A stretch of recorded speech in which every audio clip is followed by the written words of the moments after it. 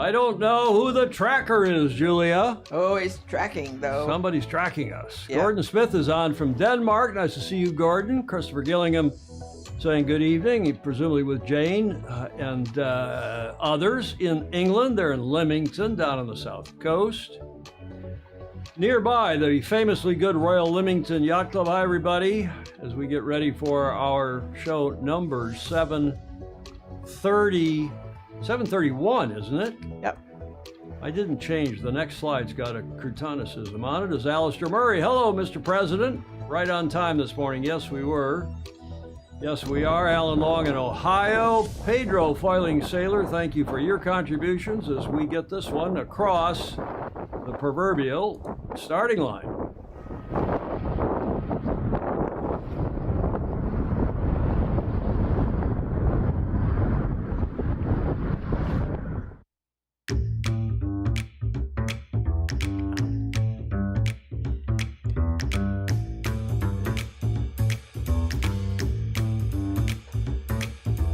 Tracker is Ed Worley. Yeah, that's it. I see there.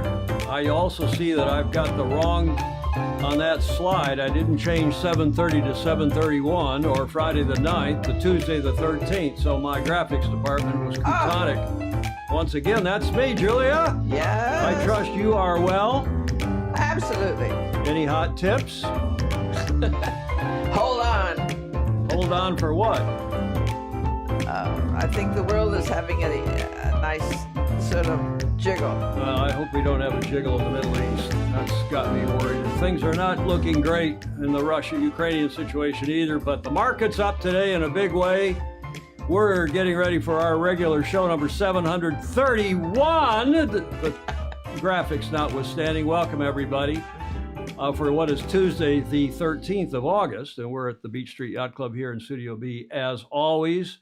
David James saying he likes that video of Intrepid. Ed Worley, who's a big 12-meter fan, having been involved with the Newport Harbor Yacht Club campaign back in 86, 87, saying 12s will sail forever. Yes. Gordon Smith, I heard that Trump went down on the former mayor of San Francisco in a helicopter, or did I hear that incorrectly? I don't think he went down on him. Who knows who was going down on whom in whatever helicopter, but that's a good joke, Gordon. I give you credit for on that her. one. Huh? On her. Well, he said on him, on the former mayor, meaning Willie Brown. Okay, Gordon, that's your political joke for the day. I'm Tom Eman. I'm your host, and we turn off my TBJ. We call that the Tom Studio B and Julia lower thirds. They're gone now. Julia? Sir. 10 days to the AC, actually 9 days to the AC. Jon Emmett is reminding us here on the comments. Josh Tozo, nice to see you on, sir, saying it is a Chamber of Commerce Day in Newport, Rhode Island. Rhode Island. Mary Jude is on in Philly. Rick Bannerow commented too. Oh, come on, you guys. Keep it clean. This is a family show. Keep it clean. Bloody hell. Speaking of clean, this guy, we're so proud of him. Yep. Just since our last show on Friday, the Olympics wrapped up, as you will all know, over the weekend in Paris. And this guy, who is a local hero and a hero to us, because Julia, you like our local basketball team, the Warriors, as Absolutely. and I've come to adopt them as well. Steph Curry, who after 4 3-point shots in the final 2 minutes, 46 seconds of that game, they decided that the McDonald's in France said, I think tongue-in-cheek, that they were going to remove the curry sauce from their menus after he put the French to bed. Night-night! His classic signature move after he sunk a golden dagger, as some call it, or a dagger in the Olympics, I guess a golden dagger. But it was a great moment. And it is time, as Jon Emmett says, time to focus on the AC. We're going to do that, but we're still do a little more Olympics here. This one was interesting as well. You know who that is, Julia? No. I got that image or similar from a bunch of different, particularly Australians, because that is this break dancer from Australia who scored 0 on 3 of her routines. 0. And you know, we were talking about this yesterday on our Monday lunch bunch. Yeah. I like the break dancing. Why are you giving it a? I've never fallen in love with it. Well, it's athletic, it's urban, it's young. I sort of get it. It's athletic. It's kind of a combination between dancing and gymnastics. Some of the moves that these primarily kids do are incredible. No question. Now, this one, I don't know if the Aussies sent her tongue in cheek, if they were, making fun of the event, but the event's gone for 2028.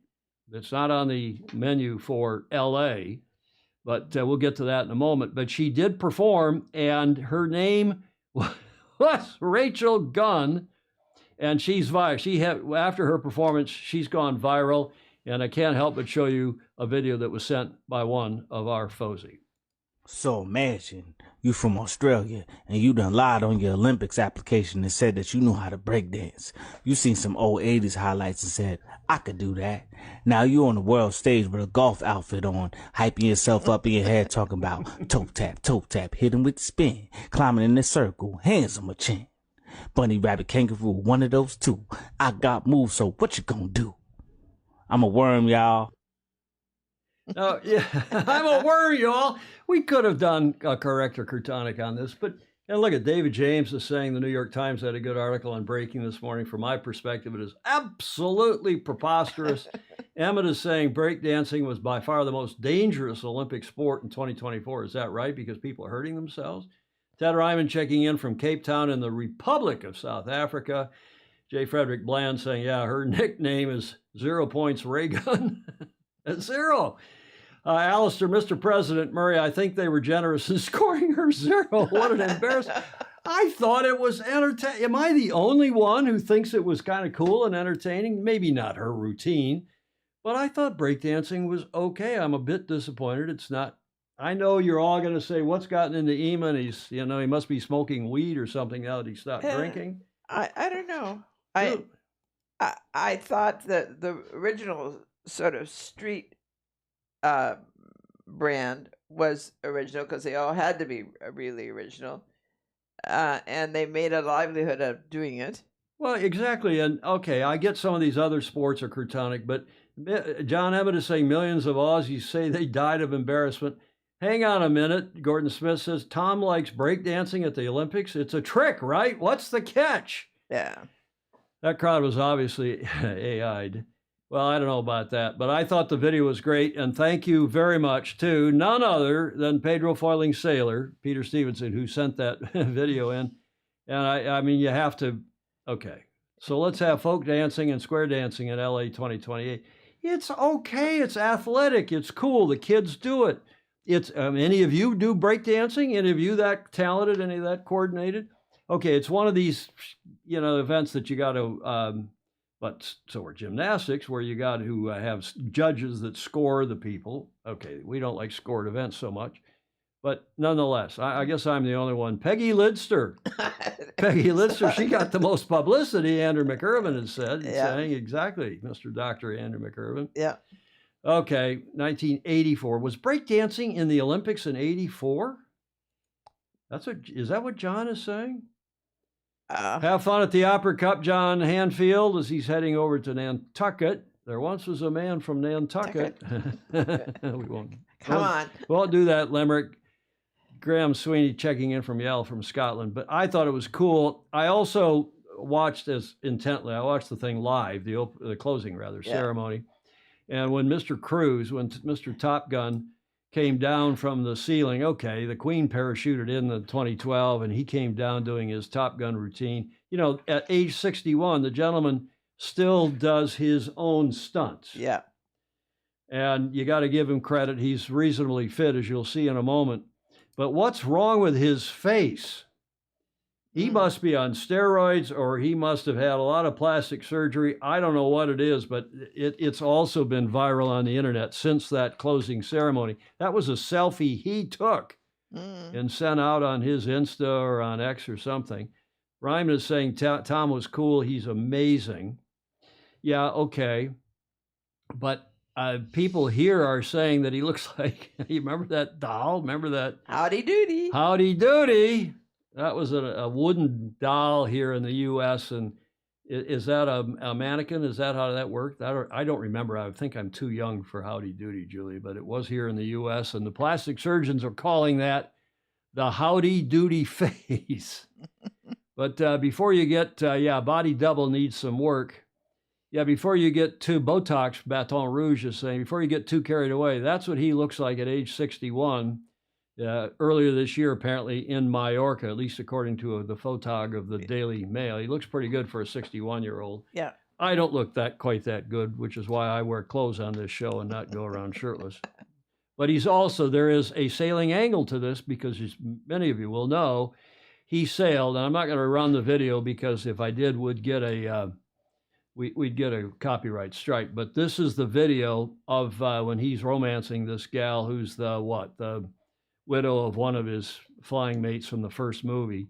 And she takes him out on is that a 99? I can't remember. They tried to shoot that in San Diego, but remember that? Uh-huh. But there's not enough of wind, so they moved it up here to San Francisco Bay, shot it here in the bay.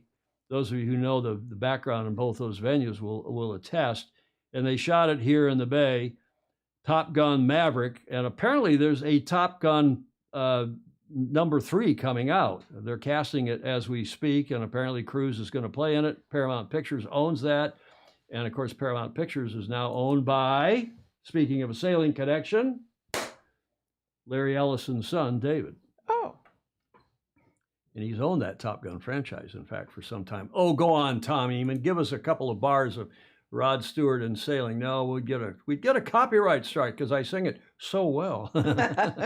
Julie Aaron saying too much plastic surgery. Tea is just ridiculous. So sick of these croutons. Rufus, Peggy Lister saying it was the roof. Yeah, belonged to J125 up here in the Bay Area. No, please, not a three-peat. James Frederick Land. Well, it was, and I enjoy. I don't know. How'd you feel, Julie, about the closing ceremony? Did you like it, or I didn't watch all of it. It was long.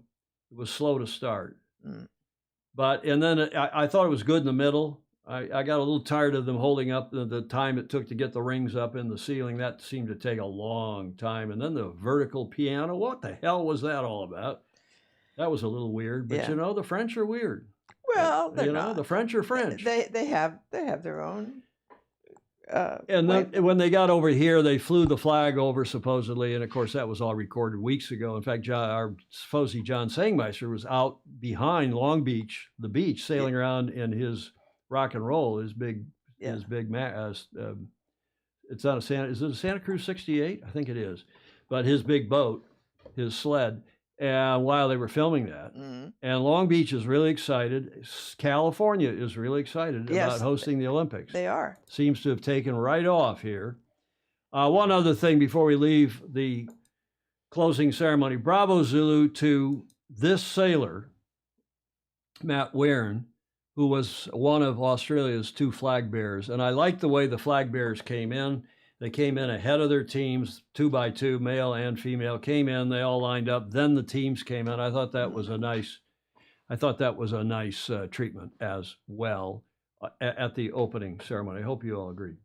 Okay, enough of the Olympics, at least for now. We'll get to it in a moment, some more Olympic recap moments. But I want to thank Alistair and John, who were on for the whole show on Friday. One of our very favorite shows, Jill. We got a lot of positive comments. I think we went on for the better part of 2.5 hours. Yeah, close to 3. As I said I was talking this morning with Andrew Pindar. Yeah. I said, the nice thing about having these 2 guys on is I don't have to do much talking. I don't have to say anything. It was tough to get a word in edgewise a couple of times. Fabulous guys. Thank you very much, Mr. President.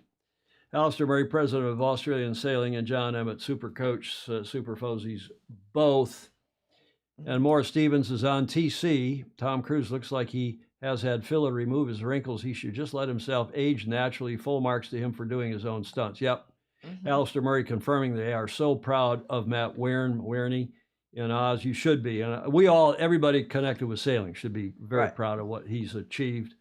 Winning 2 medals, gold medals in a row in that class is just, it's unprecedented. And of course, Australia has won 4 medals in a row, 4 gold medals in a row in the ILCA 7. Okay. What are we celebrating today, Julia? Oh, I have no idea. Well, there's a hint. Here's a hint. It's a champagne. The drinking show of the sailing habit. It is champagne, but not technically champagne because it is from another country. If it were from Spain, it would be called Cava.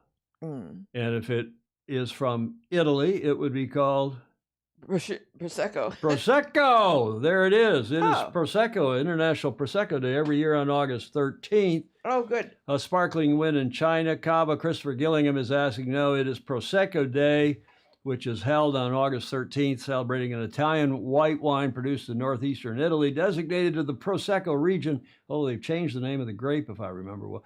It is almost always made in sparkling or semi-sparkling style from the Prosecco grape. Oh, yeah, renamed Glera in 2009, which is believed to be of Slovenian origin, especially as the Italian village of Prosecco in Trieste shares a border with Slovenia. In Italy, Prosecco refers only to wines made within 3 specific designated appellations produced with at least 85% Glera. Okay, so now you know, Julie. That's good. Prosecco I like Prosecco. Day. I do too. We could raise a toast. Yeah, what a good idea. And I drink sparkling water.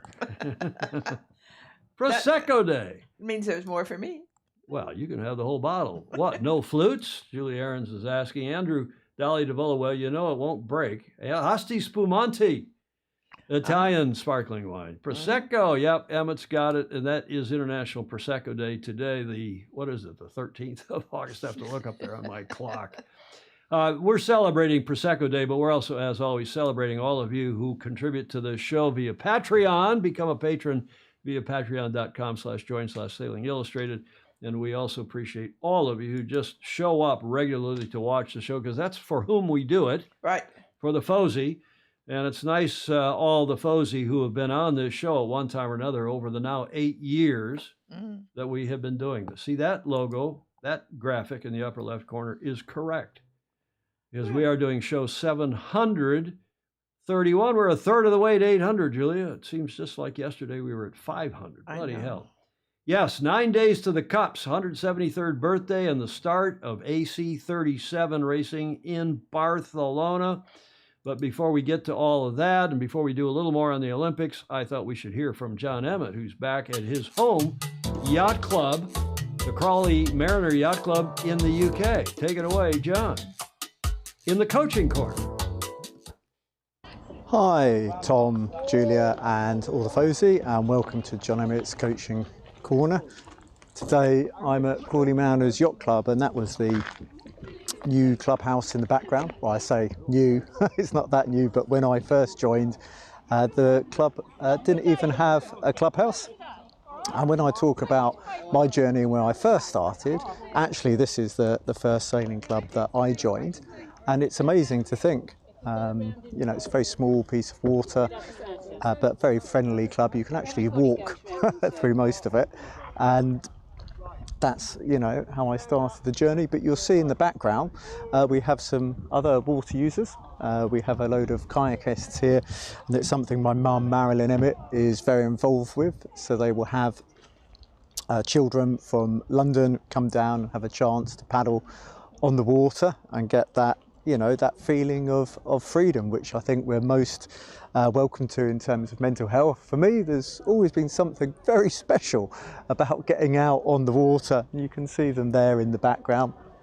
And that was today's topic of conversation, that, you know, all water sports, I think it's good to work together, have a piece of water like this, and we can use it for paddling, for sailing, and you know, the clubs can work together and share facilities. And I think just however you get out on the water, sailing has got to be one of the most diverse sports. It's a good thing, and we should see ourselves all as water enthusiasts. And yeah, this is a club that has an awful lot of fond memories for me. And I would ask again, Posey, just tell us, where are you? What you're sailing, who you're sailing with. And remember, sail fast, sail safe, and have lots of fun.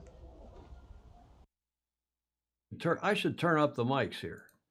Yeah, I think it'd be fun. It would, by all means, put in the comments right now what you're sailing, where you're sailing. And I disagree a little bit with a couple of you that, you got the vast majority of us, I think David James said, sail keelboats. I don't think that's true. You don't? No, I think the vast majority of sailors, not vast, I think the majority of sailors probably sail dinghies, sail centerboarders. And Alistair Murray is saying, well, the Brits, all they need is a pond to create a yacht club, which is Bravo Zulu to them. Right. And it's like the Australians, it's like anybody who just want to get on the water for whatever reason. But you look at all the puddles, like the one I grew up on, a puddle, 650 acres in the southeastern corner of Michigan, and all those ponds, lakes, puddles in Michigan, Illinois, Wisconsin. I've repeated this ad nauseum. Right. Minnesota, down through Ohio and Indiana, down into, Texas even. A lot of sailing in Texas on reservoirs, on ponds. And you look at where Clayton Embley is on reservoirs in Kentucky and Tennessee and so on. It's not necessarily coastal sailing. And I think most of the people in the sport do sail dinghies, but a lot of keelboat sailors, to be sure, and most of us who, grow up sailing dinghies graduate to big boats, to keelboats sooner or later, because we get too old and our backs can't do what Jon Emmett does, going and sailing in the Masters and the Lasers. Oh, I know. Bloody hell. 47-foot wooden schooner, plus a few smaller wooden sloops on the south shore of Nova Scotia. Moore Stevens is saying. There's Jody Shields checking in. Hopefully the breeze is in. I'll be going for a wing ding this weekend. Please take a video and send it to us, Jody. Goodness me, 22 minutes into the show, we've already had 100 messages, Julia. Right. Good. One of the class of yachts in the turn of the century Olympics in the earlier 1900s were 12 meters. Yes, indeed. And 6s and 5.5s and dragons and so on. Christopher Gillingham is sailing a westerly consort. Bilge keel cruiser, used to be on the wire on a 5.0. A 505. Gordon was brought up mostly on rivers and gravel pits. Some are sailing off the coast of North Wales. Went on holiday. Aha. Yeah, the other interesting question John didn't ask, but I think we should at some point, Julia, when you look at places like this, but we should ask how many of you are from a family where your parents or even grandparents sailed, because that seems to also be an indicator, although less and less lately. I'm running into more and more people whose parents and grandparents did not sail. Mine didn't. No, yours didn't, but you knew the Commodore, so why do you smile? I did. What's that saying? Why be just a... Oh, yeah. Weekend sailor. Why go out with a weekend sailor when you could have that Commodore? When you could go out and have a Commodore, yes. Yeah. You had a Commodore. I did. You did. It's genetic. My whole family sailed badly. Well, nice ink this weekend, David James. I ran that ink in Friday's show about the wing foiling here on the bay. They had 52 boats. It was a nice turnout. Mm-hmm. Julie, you were over at the club having lunch on Saturday and saw them all out there. Yeah. It was a nice day. Yeah, at some point, we should probably really do a show focused on the FOSI. We'll do a Zoom. Everybody that wants to sign in can, and tell us where you grew up, who your grandparents were, whether or not, not who they are, whether or not they sailed, whether your parents sailed, and so on. And maybe we can get Clark Chapin to make a little, take a scorecard, keep a scorecard on that. Alistair Murray, my dad got me into sailing. Best thing that ever happened to me. I would agree. My dad and mom both sailed. My grandparents sailed. Uncle Race got the bug from him in Texas. Peggy Lidster. Nice to have Peggy on here and commenting. Yes. Peggy, welcome. Was going to launch my Churhouse lugger, but the weather isn't playing ball, Graham Sweeney said. Alan Long's parents were motorboaters. Bloody hell. Yeah. Well, it depends where you are. The windsurfer, what's LT stand for, Andrew Davola, Dolly Davola? LT World Championship in Spain in 4 weeks' time, and entries now nearly at 300. Bravo Zulu. Good stuff.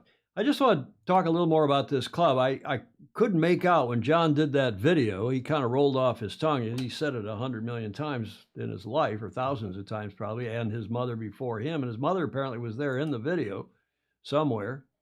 Is that her over on the right and that gaggle of people? John, I don't know. That's a different, not from his video. That's a photo that I found on their website after I had to ask John, what's the name of that club? I thought it was like the Corey Mander, and it's not. It's the Crawley Mariners Yacht Club. Nice website. It's on a little pond. Apparently, they have taken possession of the pond, or at least their corner of the pond. The Crawley Mariners Yacht Club. It's due east of Gatwick. I mean, it's right off the end of one of the Gatwick East-West runway, Yeah. and almost due south of London. Crawley Mariners Yacht Club, which has been in existence for over 30 years, that's not that long, was founded by sailing enthusiasts working on Crawley Manor Royal Industrial Estate. The club has always been based at Hedgecourt Lake on the A264 between Crawley and Felbridge. Initially, the club leased the water, but when the lake came up on the market, the club raised the mortgage and bought it. Bravo Zulu. Good deal. The sale included a large area of wetlands, now designated a site of special scientific interest. Gradual but steady development over the life of the club has allowed the activities to be moved away from the original launching area in Mill Lane to a more established base at the west end of the lake, even closer to Gatwick. So here is the map for those of you who are geographically challenged. And of course, I was too. I had to look it up and pulled that off Google Maps, but they're essentially due south of London, northeast there of the Isle of Wight, as you can see, of northeast of Portsmouth, and it literally just due east of Gatwick Airport. It's not showing up there on the map. Another shot of the light air sailing that prevails, not always, but in the summer at least it's pretty light, like in most places in the northern hemisphere inland where there's no sea breeze. And I had to ask John, well, what is this class of boat with I don't know, it looks like a feather or a fireball, or it's not a fireball, which is just the class just has a red ball on its sail. But there's another look at a single-handed version of these boats. I see also a double-handed. Whoa, where is that? Let's back that up. I thought I had a note from John. Let me see if I can find that note about that class and about that. There it is. And he said, those are Comets. Double Olympic medalist Simon Hiscox, 49er, 2000 silver and 2004 bronze, apparently from that club, and Paralympic gold medalist 2012 Helena Lucas. They're from CMYC and helped me when I was young. And those boats are called Comets. We have a Comet in the U.S., which has it's a kind of a small version of the Star class. I don't think it has a spinnaker, does it? Main and jib, kind of a small hard chine boat, looks like a miniature starboat.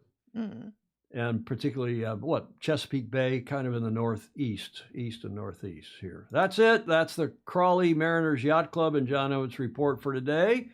In the coach's corner, Jon Emmett Sailing gets to the front of the fleet. Maybe some changes afoot, not only at U.S. Sailing, but maybe also at World Sailing. Everybody should keep their ear to the ground because one hears that after the Olympics, there may be some changes afoot at the top of both of those organizations. We shall see. Thanks, John, for that report. Let's see what everybody else has to say here. Who else has something to say? Christopher Cross for me. Sailing. Da, da, da, da. My dad bought me a VJ. What's a VJ? When I was 11 years old, and I started sailing in the Sea Scouts. A lot of people, at least here in the States, also started sailing in the Sea Scouts. Is that a big thing on Oz? Peter Stevenson, a.k.a. Pedro Foiling Sailor. Myself as well, although my partner and my daughter are avid dinghy sailors on Lake Travis, which is in Austin, in Texas. Alan Long's up on Lake Erie, last I knew. See, J. Frederick Bland, I remember from talking with him that he is the first and only sailor in his family. Jon Emmett says his mother got him into sailing. Yep. My father, grandfather, great-grandfather, and children are all racers, David James says. Bravo Zulu to you, David. Peggy Lidster, my uncle raced out of the St. Francis Yacht Club when he was a flight surgeon out of Crissy Field. Wow, that's when Crissy Field, which is the beach to the west of St. Francis, that hasn't been active as an airplane field, a landing strip and takeoff strip in quite some years. What, World War II even? 40s, yeah. Right, Julia, 40s? Morris Stevens, I am so fortunate to come from a multi-generational family of wooden boat designers, builders, sailors, and sailmakers. That's Nice. Morris Stevens up in Nova Scotia.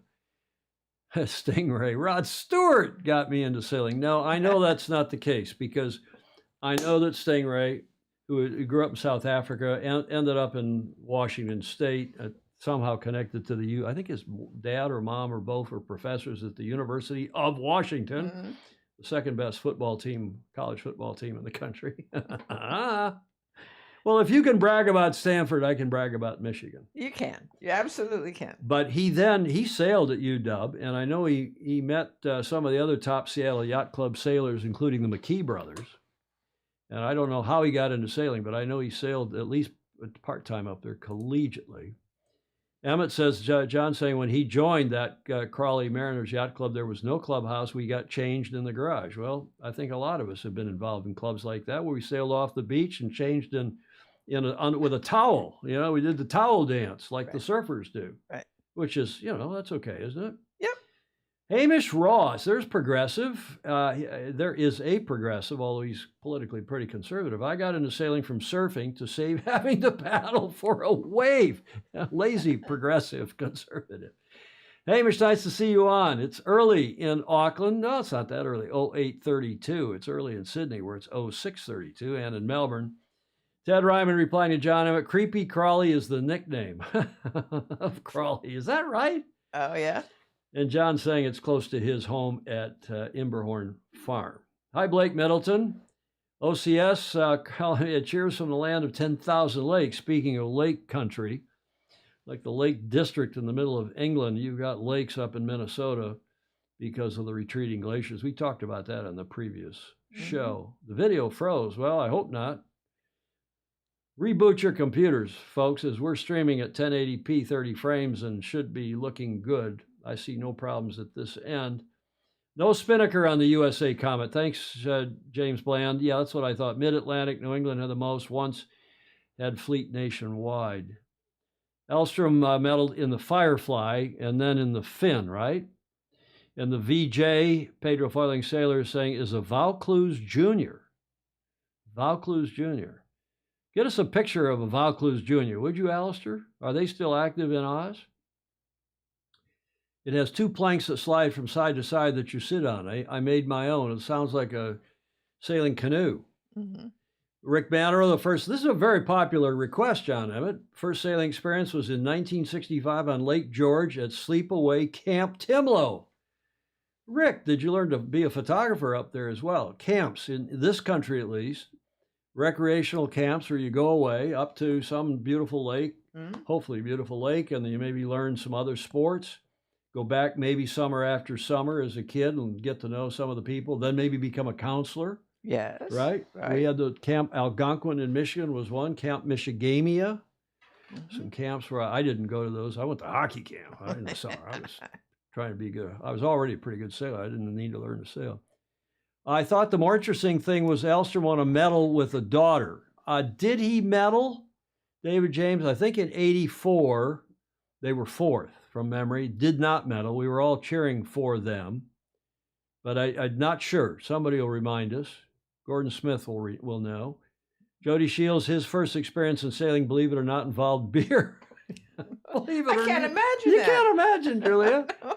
He was 14. Sailing on a sailfish in Barrington, Rhode Island when I was 10. Yeah, Barrington, Rhode Island, the Barrington Yacht Club is a hotbed of what was sailfish sailing. You know the difference between a sailfish and a sunfish? No. Sailfish was that Alcourt, which is the two guys, Al and Cortland, whatever their names were. Yeah.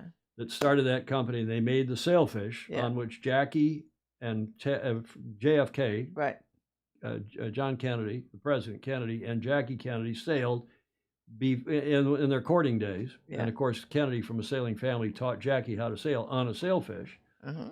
And that boat was a flat board that you got a wet ass, excuse my language, a wet keister behind, bum on, and they were wet. And they had some railings on them, 75 square foot lateen rig sail. And then everybody got tired of those boats. I had one for a while. They were wooden, got heavy, yada, yada. And then they started building the Sunfish out of glass. Yeah. That had a little footwell in it. It's too small to call it a cockpit. You sat on the side of the boat, put your feet in the well, which was entirely more comfortable than the Sunfish. Right. 75 square foot lateen, meaning triangular rig sail. And the Sunfish is still hugely popular, especially here in the Western Hemisphere, South America, North America. Yeah. And the sailfish today is kind of a stand-up paddleboard, SUP. Sailfish. The Elsons were fourth, according to Wiki. Thank you, Steve Gruber. I was jury secretary, kind of the technical representative at that event in '84 in LA. We're going back there in 2028. Looking forward to it. I'm not necessarily, but we'll see. The Sunfish. Ted Turner raced Sunfish. A lot of us in this country race Sunfish. Thanks again, Jon Emmett, for asking that question at the end of your report. Let's carry on. I thought we'd stick another segment here at the top of the show, apropos what we're going to be talking about in a moment. And that is, Julia. Yes. This day in history in 2004. The 13th of August, 2004. Here is your first clue.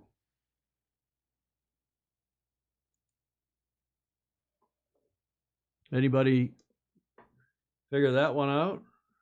Some of the folks will get that. Julie, you'll probably get that. 2004, the middle of August, in a stadium with fireworks and an Olympic flame at the end. Mm-hmm. My job on the yacht was to take a drink out of the beers and fill it up with green ginger wine. There were 6 crew on the boat, and I had to do this at the top mark. Jody Shields at age 14. Come on, who's got 2004, middle of August? Oh. Somebody's got that. Athens, yes, Hamish Ross. Hamish Ross has got the answer. Bravo, Zulu. Yes. We're going to have a horn for him. Yeah. Or we can have applause, something. We've got to have some sound effects here. Hamish Ross, Athens, Olympic opening ceremony. Steve Gruber said, yep, indeed, that's what it was. And it was the 13th of August, 2004, the Olympic opening ceremony. And that venue, that stadium, which was built, it was, who it was designed by? Who? The Spanish architect Calatrava, who designed all that stuff in the Turia River in Valencia, the famous, the celebrated Spanish architect. Oh. And we, that stadium and a lot of those facilities have fallen on hard times, but not the Olympic Marina, the sailing venue. Have a look. August 13, 2004. The Athens Olympic Games opening ceremony takes place inside a brand new stadium. The imposing roof is designed by award-winning Spanish architect Santiago Calatrava. Millions tune in to watch the return of the Games to their birthplace. A grandiose event, a country brimming with pride. The world saluted the smallest country to ever have hosted the Summer Olympic Games for its majestic organization in these impressive sporting facilities.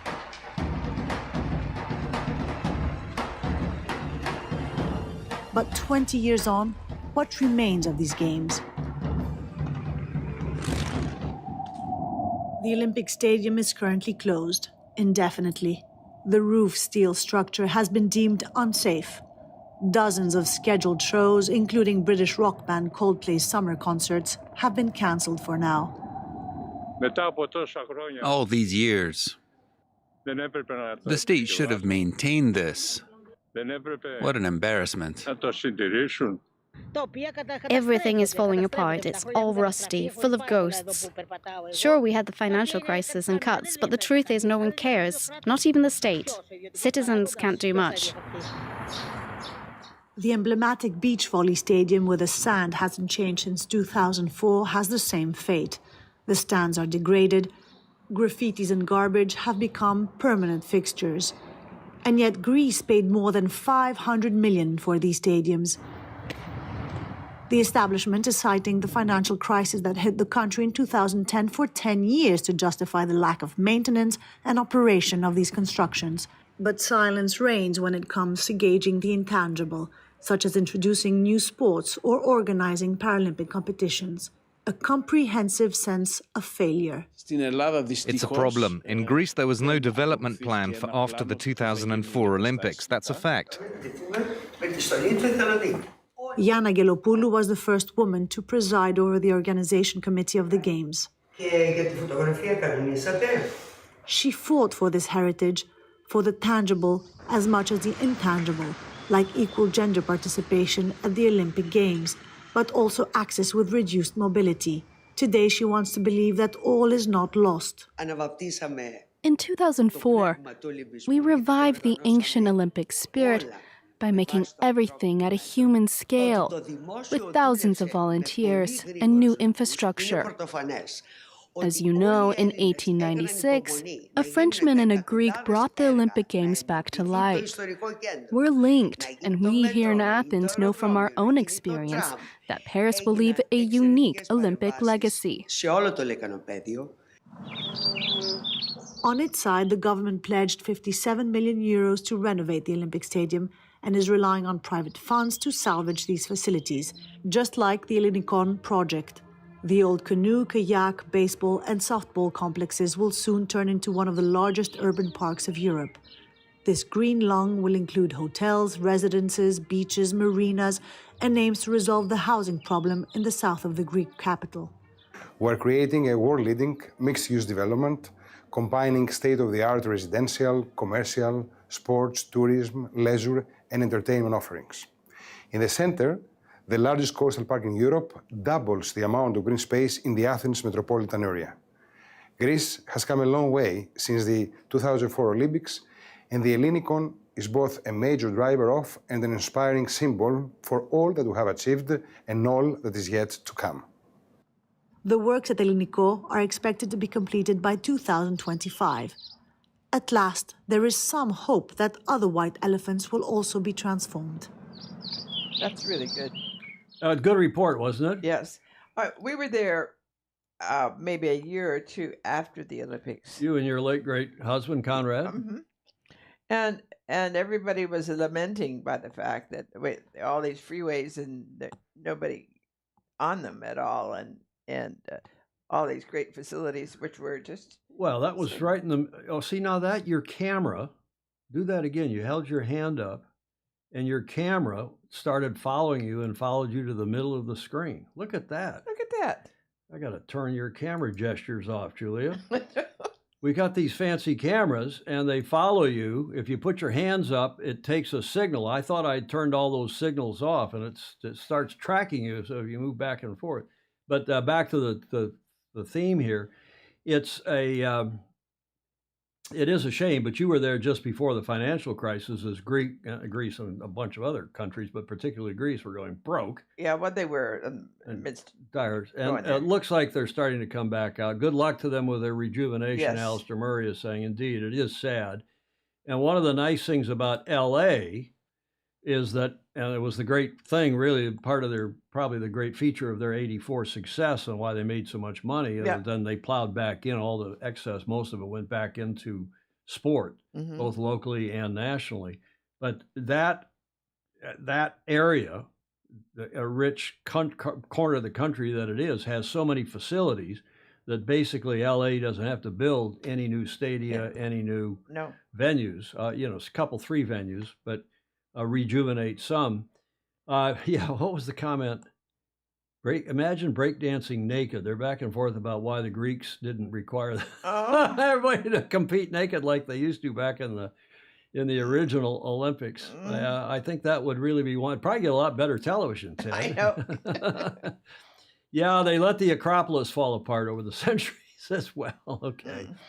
But just to say that the marina, as I said in the lead into that piece, that marina, the Agios Kosmos Marina, the Olympic Harbor, is still there and going more or less strong. You can see that it's a little quiet in the areas immediately around it, unlike Barcelona, where that Olympic harbor, Port Olympico, is booming and has been since the 92 games rather. Yeah. And this is apparently going pretty well. They've got it's the venue for the Aegean 600, the big offshore race that Andrew McIrvin will tell you more about than I can.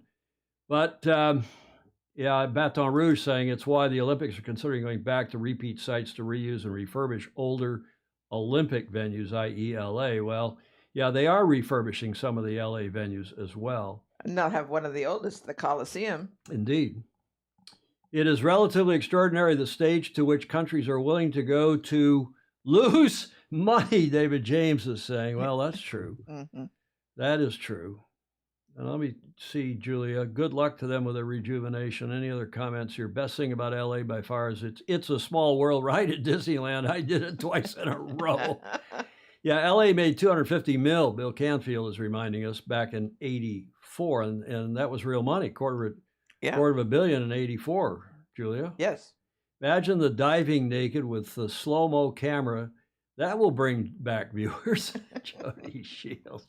Yeah, to say nothing of how it would feel when you entered the water. It's bad. I don't know if you ever dove from any height at all as a male. I suppose it's not fun for a woman either. That's why you got to wear tight-fitting Speedos so you keep things together. Yeah? Yes. It hurts like hell if you just land off a little angle a little bit. I don't have that. To say nothing of your hands. They cross their hands like this. Yeah. To break the water, and if you don't, you got all sorts. You see their wrists are all taped up. These sports are, they're like breakdancing. It's tough. Okay, so much for the Olympics, at least the Greek Olympics in this day in history. Well, let's have a recap quickly, as promised, of the Paris 2024 Olympics, including Marseille. The U.S. and China on top of the medal count at 40 gold. And they like to count the gold medals, not the actual total number of medals. And I suppose that's fair. And different people have different rating systems, 3 point for a gold, 2 points for a silver, 1 for a bronze or something. Who cares? The point is, these were the top 10 countries: U.S., China, Japan, Australia, France, Netherlands, Great Britain, South Korea, Italy, and Germany. Not really a surprise. Any of those countries. Julia, what you will be proud of, I've stuck in here for you, courtesy of Blake Middleton, who sent the stats. The number 39, do you know what that refers to? My birthday. Not 1939. A medal count of 39 would put your alma mater as the 6th place country, because Stanford current students, Stanford Olympians, and I don't know if this is Stanford and Stanford alums, probably is, but they won 12 gold, 14 silver, and 13 bronze total, and a school record of 39 medals. Your uni. Bravo Zulu. Yay. Are you proud of that? Yes. And one of the reasons is that the facilities are very good and paid for. You got a bunch of rich kids that go to that school. It costs $100,000 a year to go there. Just admit it. They're a bunch of rich la-di-ta dilettantes who got time to go do do sports. No, undergraduates can go for nothing these days. You know I'm teasing you. I know. Did France get a boost in their medal count because as the host country they had a guaranteed entry in each event? No doubt, Clark Chapin. No doubt. And just after teasing Julia, I just want to thank, if Stanford, or recap, if Stanford were a country, it'd be 6th overall, just behind France. And thanks to Blake Middleton for sending along that stat. Yes, thank you, Blake. Jon Emmett's alma mater, Loughborough, right? Is that how you say it? Got 16 medals. Bravo Zulu. Jody saying it is time that the Olympics are held in the same place every time. Seems a lot of countries waste money on building facilities that become white elephants.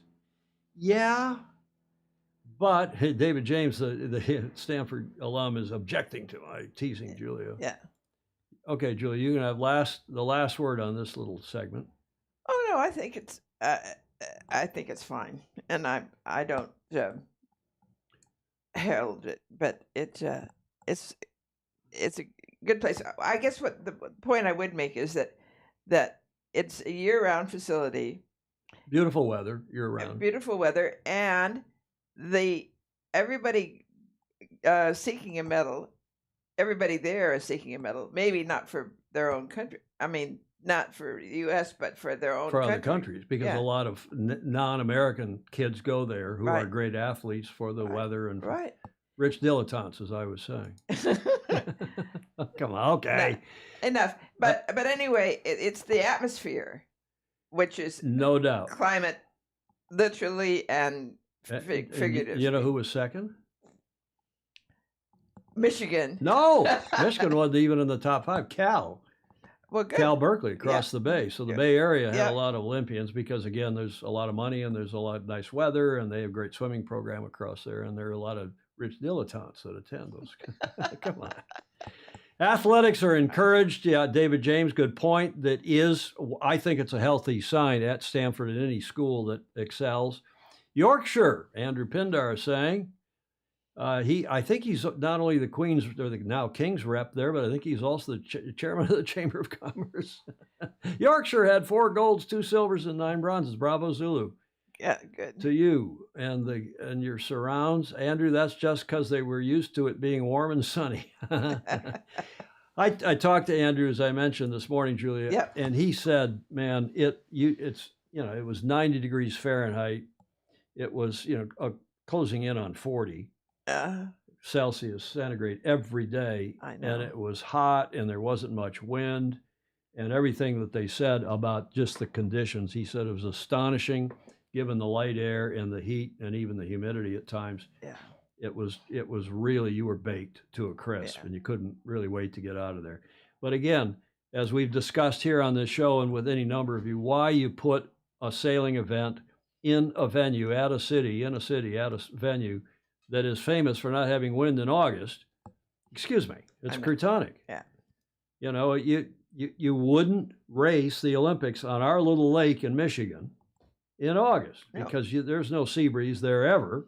You get some weather system breeze and, it's either no wind or very light wind in August, or you get a tornado and a weather system and a frontal system come through and blowing, for a few minutes, it's blowing 40. If Kovalenko was a country, it would be the 3rd most successful sailing country since 2000. Kovalenko, you know who that is. That's their coach. Oh, yeah? Yeah. Third, 3 of the Stanford, well, not a third, 3 of the Stanford Olympians were from Oz. 2 were from Australia. 2 and what, Blake, what's that mean? And Hong Kong. The rest were USA. Okay, so most of them were Americans. Derbyshire. But many non-Americans train at those facilities. True. And they go to other schools or they go home and win medals for their countries. Yeah. Indeed. Good point. Derbyshire was the world's most celebrated breaststroker, which makes sense. So, Gordon, that, Julia, deserves a finger wag. I also didn't, for example, Cal Stanford game, we got in, which is an astonishingly ignorant thing. Okay. Yes, I see that there was a comment above from Pedro Foiling Sailor, who sent me a series of pictures, which I did not put in this show, that were, shall we say, wardrobe malfunctions. Oh, from the Olympics? From the Olympics. Uh-huh. And they were basically women whose Speedos had parted at the crotch or whose boob had fallen out of the Speedo up here in the breast area. And I was for sure not going to include those in the show because I knew you'd give us a bloody finger wag. Yeah. And deservedly so. No wind in Brisbane in August. When are the Olympics, Dolly DeVola? When are the Olympics in 2032 when they're in Brisbane? Are they in August? We shall see. Just to round this out, here are the next 10 rather. New Zealand had a great Olympics. I really enjoyed the New Zealand, the rowers especially. 11th, 12th, Canada, Uzbekistan, Hungary, Spain, Sweden, Kenya, the runners. Norway, Ireland, and Brazil round out the top 20. So, Julia, Bravo Zulu, once again to you for your 39 medals. Let's now look at sailing. Again, we ran this on Friday, but by popular demand, I'm running it again. Hole in the crotch. Someone must have had wind. Oh, come on, Graham Sweeney. Come on, guys. No. Yeah, here's the sailing medal count. Bravo Zulu once again to the Netherlands, to Holland on 2 gold and 2 bronze, and down through the other countries, with the USA pulling up the bottom alphabetically, at least with Norway. Peru got their first medal ever. Bravo Zulu to them. I think their first ever Olympic medal, isn't it? Or summer Olympic medal? Somebody do that research for us. I don't know. And it came in sailing, so Bravo Zulu to them. Singapore with that bronze was their first sailing medal. There was something first about that, besides young Max Mader being, from memory, the youngest medalist in the current games at age 17, and the youngest since Mike Shuttle medaled in. We ran that on the show Friday in the 52 games in Helsinki. Mike Shuttle, who's a longtime friend from Blake knows his family from they've been in the up in the Minnesota area for a while. I think originally from Philly, but Mike Shuttle, a cool guy who was instrumental in the 84 games in LA. Well, good. Brisbane Olympics, Clark Chapin is saying, are July 23rd through August 8th, 2032. Yeah, Bill Canfield, I saw that note that LA is going to switch track and field. In fact, we have a report on that in a moment. And run the track first and then the swimming second, rather than swimming, which normally is the first week of the games, and then track dominates the second week of the games. And any comment? Yes, we'll get to the non-sailing CEO so that you can have a cocktail. But let's go back to the medal count. 10 classes, 30 medals. Netherlands, Austria,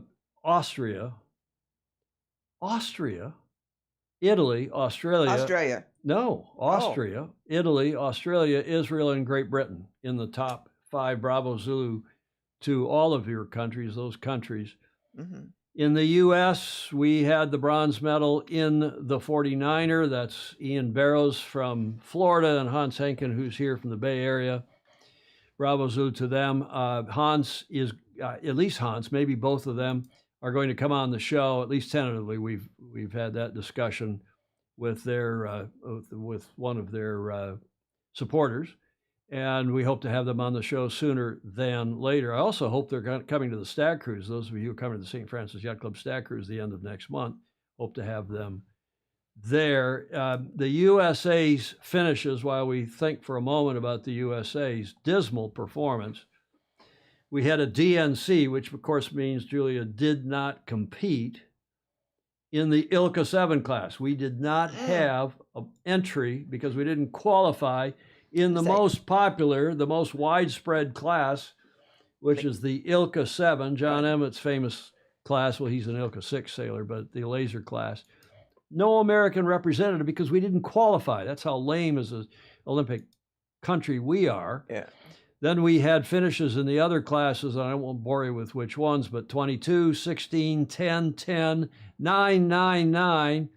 Just missed a bronze medal here. Daniela Moros here from the Bay Area, St. Francis Yacht Club in the East Bay, Lafayette. She's from. Just missed out. She was our great golden hope, in fact. And she's wonderful. Multiple world champion. And she is wonderful, Julia. You're absolutely right. And she finished 4th, just out of the medals. And then, of course, Ian and Hans, who finished 3rd on the bronze in the 49er. There is the U.S. history. For those of you who didn't see our show on Friday, in 2000 we had 4 medals: gold, silver, silver, bronze. I won't go all the way back to 84. We were on and off during the 80s and 90s, but mostly on. And of course, we had unprecedented in 84 when we had the home field advantage in Long Beach, and we won a medal in each of the 8 classes. Of sailing. When I probably was executive director in sailing, when I was executive director of U.S. Sailing, and we had a top-notch group led by Sam Merrick, and one of my deputies, Jonathan Harley, was the day-to-day general manager, and we had great coaching and a whole lot of stuff that was what was going on that was Do good. it again. So it is possible. Now, times are different now. There are Yes. lots of medals being won in sailing by lots of countries. Bravo Zulu. And even the Brits struggled a bit this time after having quite a run themselves.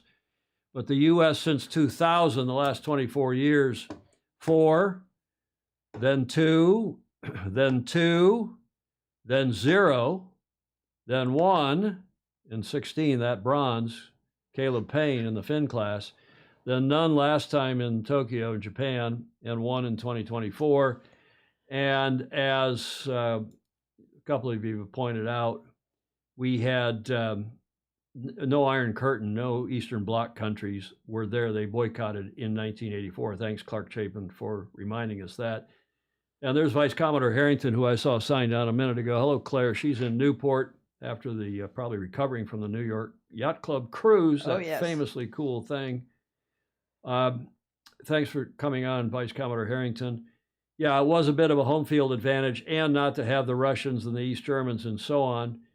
Jan, Chance O'Malley, Mike Shuttle's family is from Philly. Yes, indeed. The entire 52 gold medal winning team, her father was the skipper, was from Mantoloking Yacht Club, New Jersey, that very cool yacht club in the northern end of Chesapeake Bay. Oh, I beg your pardon. Remind me of the name of the bay. I'll think of it, Jan. Brother Andy O'Malley was a professor at the University of Minnesota. Mike, not her brother, that was Andy Shuttle, who was referenced earlier. In fact, I think on Friday's show by Blake Middleton, Andy was a professor at the University of Minnesota, and Mike moved to the West Coast for work. Yeah, he's a headhunter, Julia, or was. I think he's retired now from Heydrich and Struggles. Brits got no dinghy medals in 2024, Jon Emmett is reminding us. John Sangmeister, U.S. sailing is rudderless. It's rudderless and worse. John Sangmeister, we all agree. Alistair Murray pointing out that in 84, all the USA medals were gold and silver, no bronze. Yes, indeed. I didn't want to brag too much, but it was a great moment for sailing in this country, and it was the culmination more of what had happened here in this country, Julia, in the 60s and 70s leading up to 84, not that it then caused a great burst of action and activity in sailing in this country after that. But I guess Jan O'Malley, it's nice to see Jan on here. Barnegat Bay, so senior moment just came. Barnegat Bay, where the Mantoloking Yacht Club is up at the north end of that bay, and they're in New Jersey.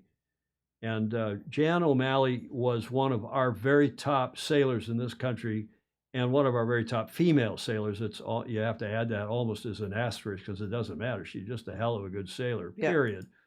And was also a leading light in our delegation to the International Yacht Racing Union, now World Sailing, in my era when I was a committee member and then head of the delegation. And Jan was just one of the sharpest and best representatives of our sport, male, female, or otherwise, when she was on our delegation back in the day. Bravo Zulu, Jan, and still a leader of the sport in Barnegat Bay. Yes, as Rick Bannerow and Claire Harrington and others are not Narragansett, Peggy, it's Barnegat Bay in New Jersey, Great. And that's where Sam Merrick was from, too. And he was the leader of that 84 program. Okay, but I digress. So what's going on? And I agree, Jon Emmett, it's a good thing for the sport that all the medals are available, are not going to just one or a few countries. They're pretty well spread, as you saw in that. And it looks better than it normally is, too. It was even better in terms of the spread, if that's a good thing, and I guess it is. So at least the U.S. got 1 bronze. That's better than we've done, 3 of the last 4 times. Marcus Lynch is the new head of he's our high performance director. We'll tell you more about him in a moment. And the rest of the team that has been leading our Olympic effort, at least on the staff of U.S. Sailing. And Marcus has only been there since the early part of 2023. So in fairness, he hasn't had that much time to have a big impact. And when they announced him, now it's time to trust the training, this is when he announced, this is just before they went over to Paris. This was a U.S. sailing team promotion. Now it's time to trust the training, do what we know, and take it one race at a time. Marcus Lynch, who's a Brit by way of Germany. Lynch, who has been involved in professional sailing since 2000, serves as a full-time, this is from the U.S. Sailing Team website, a press release when he was introduced back, as I said, the early part of 2023. Lynch served as a full-time athlete for the British sailing team in the Tornado class from 2000 to 08, then as a consultant from 08 to 16, where he coordinated the British sailing team's Paralympic training and preparation activities in Rio ahead of the 2016 Paralympic Games, where the British sailing team secured a bronze medal in both the 2.4 and the Scud. After Rio, Lynch joined the German sailing team as the Olympic performance coach for the NACRA 17, securing the bronze medal at the Tokyo Olympics 2021. In 2019, Lynch became the Olympic performance manager for Germany, and in 2021, the German sailing team had their most successful Olympic performance in over 2 decades, securing the silver medal in the FX and the bronze medal in the 49er and the bronze in the NACRA 17 in Tokyo. So they got 3 medals. In addition, none of them gold. In addition to his Olympic and Paralympic roles, Lynch has a wealth of coaching experience in professional sailing circuits such as SailGP and the former Extreme Sailing Series, giving a broad and unique perspective across sailboat racing. And again, that is from the press release when he was announced as the new hire after Paul Caird and U.S. Sailing came apart in the early part, in the latter stages of 2022, and then he joined in early part of 2023. Is that right? Or was it the latter part of 2023? Thanks, Joe Cool. Thanks for your comment. I wrote to him this morning, by the way. I haven't see if I've got an email back from him. Who? Let's see here, just taking a quick look. I wasn't expecting it. The guy's probably trying to catch his breath after Marseille, but to Marcus Lynch to see if he would come on the show sometime sooner than later. That's from the USSA press release in December. So it was the latter part of 2023 when he was hired, and he's only had 2024 to get his feet under him and to try to, do something constructive, positive for the games here in Marseille, just, really 8 months after he was hired. Yeah. And as Jon Emmett said on the show the other day, you can't just hire a Malcolm Page, as we did from Australia, and expect him to turn everything around in, one cycle, right, let alone in a year. So I think there's high hopes for Marcus Lynch. I hope he is the real deal. I hear good things about him. I said to him in the email this morning from Felix Weidner, our racing director at St. Francis Yacht Club, who ran Kiel for years. And he's here now at St. Francis Yacht Club. So we've invited Mr. Lynch to join us on SI to outline his plan for 2028, and hopefully sooner than later that he'll come on. In the meantime, Stingray, here you go.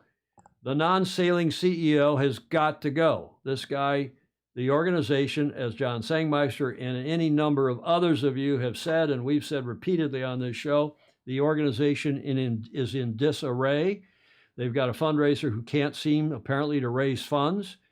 And meanwhile, they've have this job that Caird had and said, okay, you, the fundraiser, the development director, go off and raise money, while you, Mr. Lynch, go off and be the high performance director and win medals. We'll see. But regardless, the non-sailing CEO has got to go. The board there's got to be a reformation, because the board and the whole focus of the organization must change from trying to be the AAA of sailing and selling certificates and selling stuff to sailors to becoming once again the national governing body for yacht racing in this country. Rick Banner was saying, Skoll, they're all having a cheers, Andrew Dolly DeVola, and so on, because those of you who aren't on here regularly, apparently when I do this slide, that's everybody's cue to take a drink. The non-sailing CEO has got to go, and one hears he is going. Julia, one hears that a member of our yacht club here Yes. is working really hard to be the next president. I'm not going to name her. Really? Yes.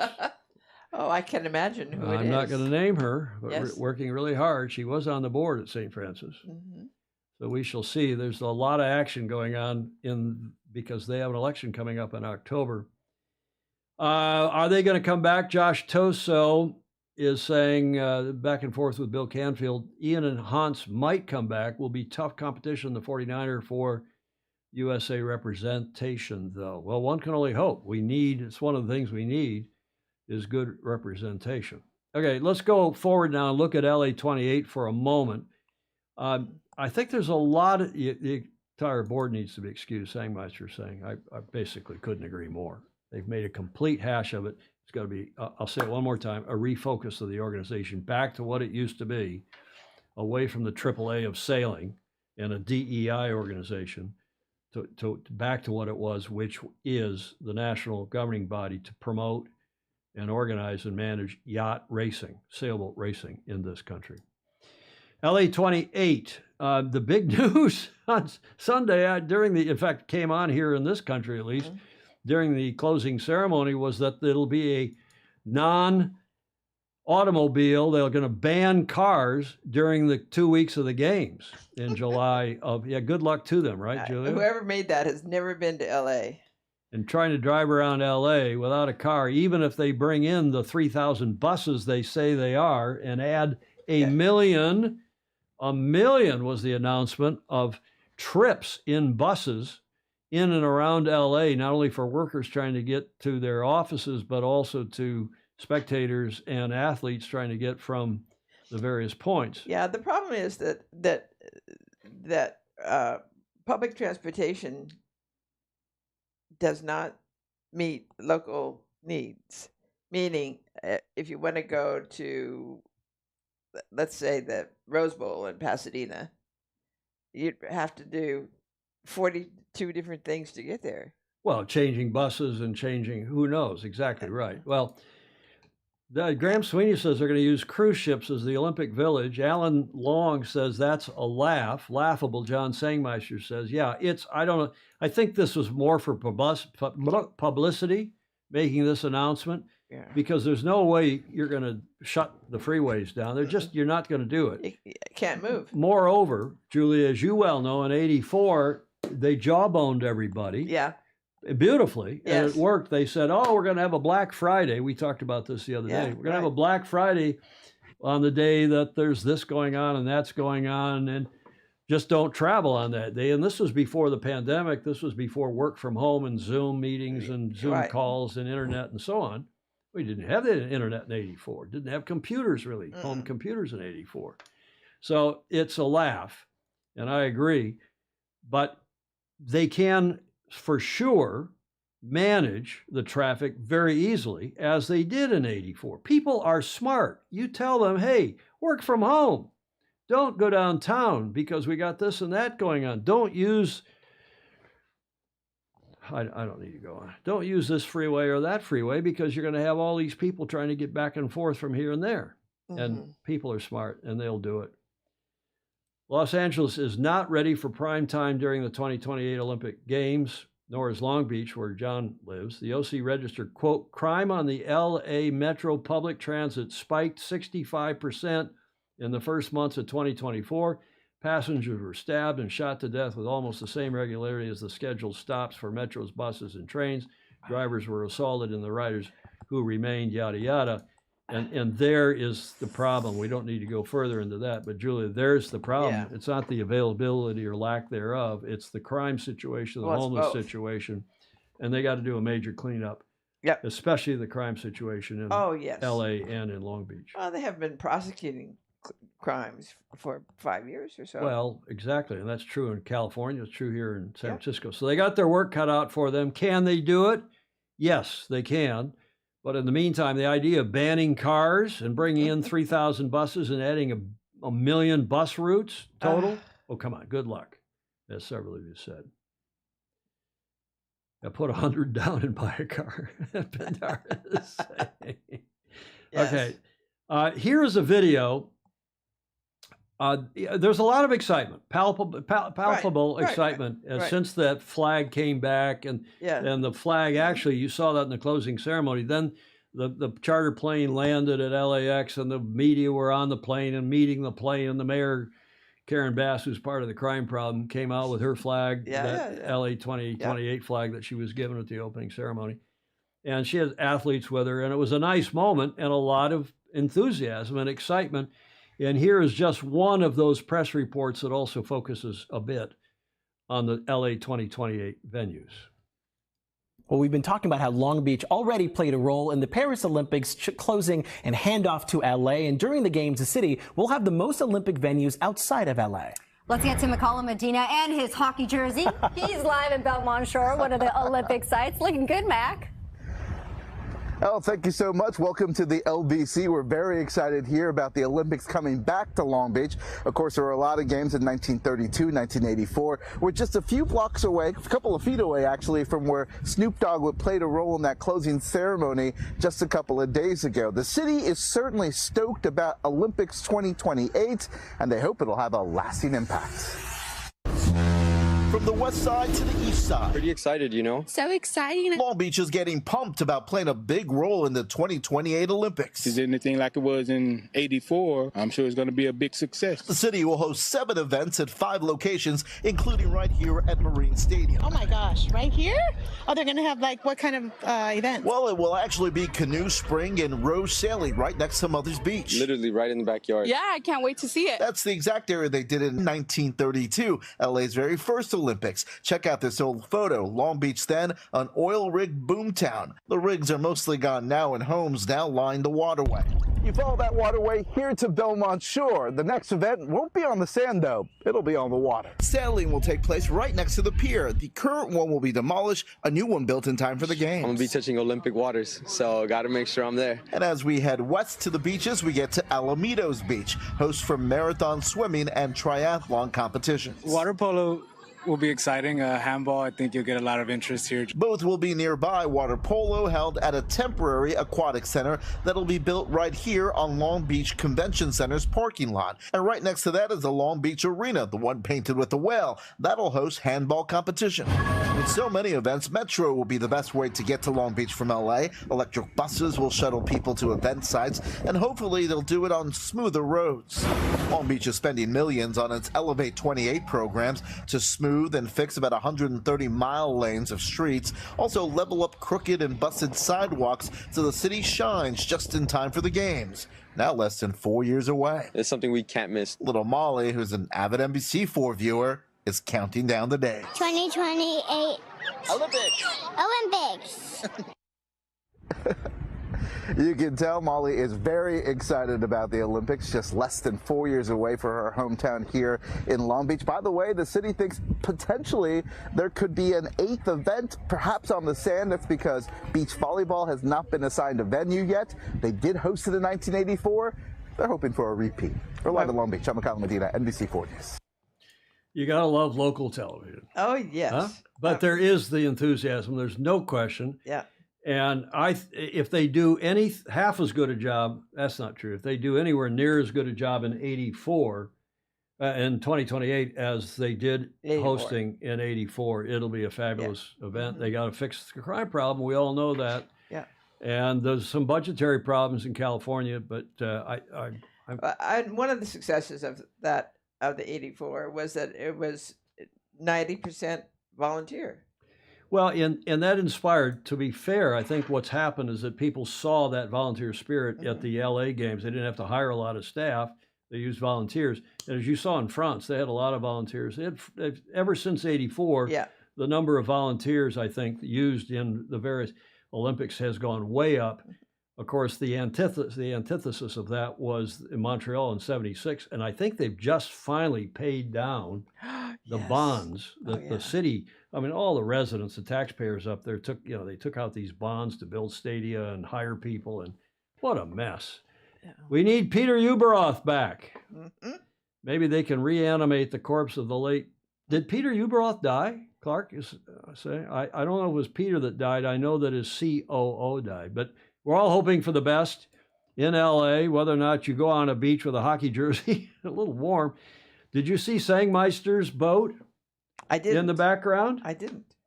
No, it wasn't there, but during the closing ceremony. He was apparently, I think I said that at the top of the show.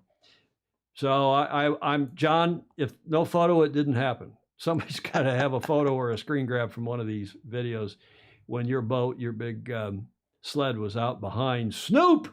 Yeah. Snoop, D-O-G dog, D-O-G-G dog, D-O-G, what is it? I can't. Snoop D-O-double-G. Yeah. I can't keep up track. But I really, frankly, got sick of Snoop Dogg at the Olympics. I thought NBC way overused him. I hope the rest of you around the world did not suffer having to watch Snoop Dogg. And at every venue, when he went to the equestrian with Martha Stewart, that was a bit over the top.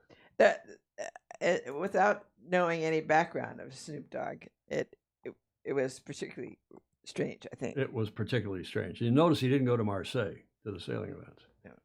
So the sailing events will be in Long Beach. And by the way, sailing is on the menu for 2028. And I'm going to talk in a minute about Brisbane, because I don't see how sailing is going to go away for 2023. Yeah, Peter is still with us. Yeah, I thought so, Clark. It was his deputy, his COO, who passed away some time ago. Sailing will be in Long Beach. In sailing, this is from the LA28 website this morning. Boats are propelled solely by harnessing the power of the wind. Yeah, right, not quite. Demanding athletes to navigate ever-changing conditions. Competitions are made up of fleet racing, where two equally matched boats race around the same varied course. Julia? Yes. They need some work on their website. Yes, indeed they Huh? do. Yep. There's no match racing in the Olympics, at least not now. There was. Sadly, there's none now. Will there be in 84? Possibly, but I doubt that they're going to change any of the disciplines. Well, because they got to do that 6 years out. They choose the venues, 7 years. I can't remember that, but it's a long lead time. It used to be shorter, and now it's a long lead time. And sailing is already scheduled because they've already, they're already working up the venues. Yeah. The various sports venues. Okay, Snoop did well for the Olympics. He got $500,000 a day. Yeah, for 14 days. He got $7 million, give or take. According, $500,000 a day. Yeah, exactly right. That's what was reported widely in the media. But back to Long Beach and sailing, where we're going to have two equally matched boats in fleet racing. That is true, that the Belmont Shore, and specifically the Veterans Memorial Pier in Belmont Shore in Long Beach, which is that shot is looking north. The shoreline there, you think it runs north-south, but it doesn't. It really runs east-west there in SoCal for a good bit of it, the shoreline, and it does more or less run east-west there. And to the right is the east, and further down south to San Diego to the left is the downtown of Long Beach, and that's where the games were a little further left of this pier in 84. Belmont Shore, Long Beach sits along the Pacific Ocean overlooking the waterfront that spans 11 miles of waterways connected to just over 5 miles of sandy beach, Sonoma Beach. There, you're probably more familiar with that site. That is the same pier that is, I don't know that it's going to be torn down, Julia. Sangmeister will know better than I, but it's going to be renovated to be sure, because it's a little long in the tooth, as you can see. And that is Congressional Cup, and Con Cup's been going on there off the Veterans Memorial Pier for I don't know how many years, 20 years? It used to be off closer to the left of where we're looking here in that shot, to the left, to the west, up toward the entrance into Alamitos Bay, and it was outside the breakwater. That's where Con Cup used to be. It's where the Olympics were run also in 84. But they're going to run the Olympics off this pierhead, which is good because it served the Congressional Cup well, as you can see in these images, as you will have seen us covering that here over the years. And I think that's last year's Con Cup, in fact. Got to redo it. It's, as I said, it's they all admit it's a little long in the tooth, and they'll get that fixed. But the best news of all is the view, obviously a drone shot or a heli shot, I guess a drone shot, from the shore looking to the south, and the oil islands out there, which are nicely disguised. You can barely tell they're oil islands these days. And the sea breeze is reliable onshore, meaning from the south, swings around to the southwest a bit later in the afternoon, but onshore. So if they do run medal races off that pier head, the wind will not be obstructed by the pier head, let alone by buildings and whatever the hell else is onshore. Right. The wind is blowing most of the time from the south, and that's the sea breeze, onto that pier head at the Veterans Memorial Pier. Reliable sea breeze in July and August in LGB, which is the airport code for Long Beach. This morning, I got a note from Susan Watson Kenny, one of our FOSI and our PR lady extraordinary for the Gov Cup down at Balboa Yacht Club. Certainly a different vibe from Paris. In fact, this gave off spring break vibes. You know, on the beach, kids coming, celebrating the water and the sand. That said, from what I've seen, read, heard, there's an excitement about the games being held in California. We've done it well before. I'm sure we'll do it well again, which I think, Julia, pretty well sums up the California spirit. Okay, yes, I mean, it's everybody will have a good time because that's part of the deal. Did you see that 2 of the sports are going to be in Oklahoma City? I'm not kidding. No. Not sailing. Although there is the Oklahoma City Boat Club out there on it. Speaking of reservoirs, just outside Oklahoma City. Not a lot of wind there in August. I've sailed there. But in October, when there was some, I go some to weather Fort system. Worth Boat Club instead. Well, Fort Worth Boat Club is not very windy in August either. Same kind of a situation. But they are going to run, from memory, in Oklahoma City. They're going to run softball or baseball. I can't remember which. And rowing. There must be a rowing a channel, a rowing lake or something there in Oklahoma City, Oklahoma, which is a fair bit of ways away. Thank goodness sailing's just down the street in Long Beach with any number of the other, 6 or 7 other Olympic sports. Than being totally apart as it was in Marseille. Well, as it has been almost always. Canoe, John Sangmeister say. Canoe? Can you canoe? Yeah. Lake Hefner, Blake Middleton is saying. Is that in Oklahoma City? Lake Hefner. Oklahoma, is that where the Oklahoma City Boat Club is, Blake?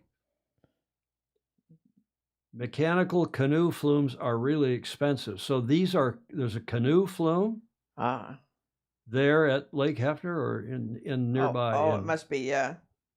Rowing, John says, is in that Long Beach Marine Stadium.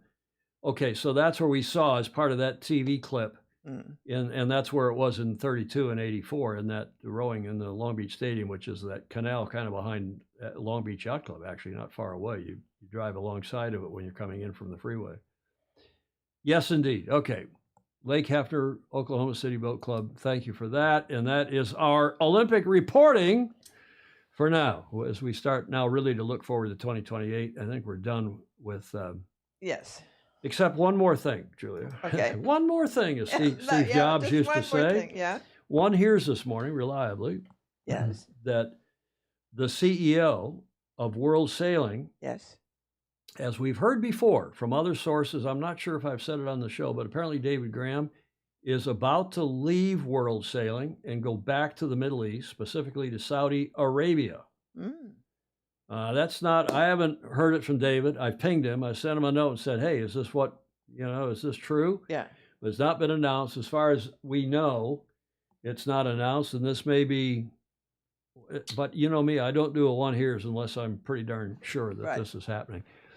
And I further hear, this is not a one hears, this is speculation on my part. No, it's not. It's more than that. I also have heard that the reason he's going, he used to run something, one of those countries. Was it Saudi or was I don't know. One of the other Arab countries there in the Middle East, in the Emirates?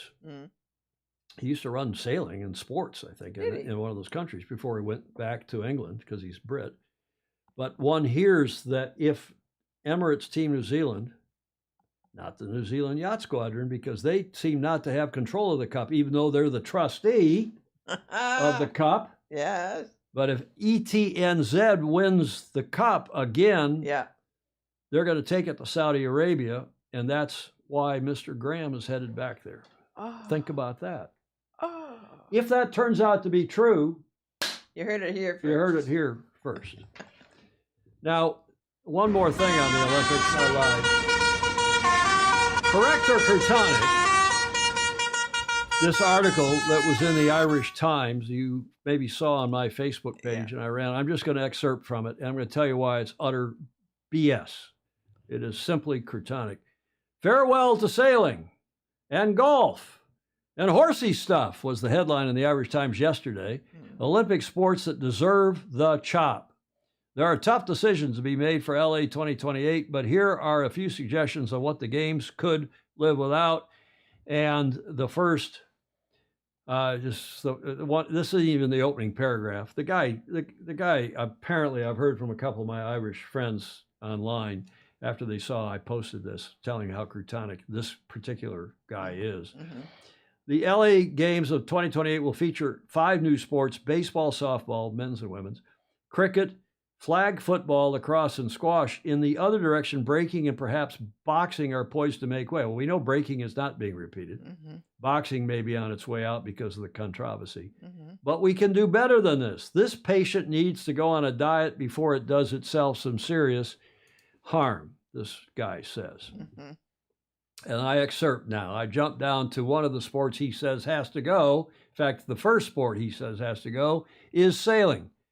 And he argues, how many of you own a boat? How many of you could get access to a boat and he checks his notes, and a seat to sail it in? Of all the many anachronisms at the modern Olympics, sailing is perhaps the most conspicuous of all, a continuing sop to super rich men who founded the games and still just really love yachts.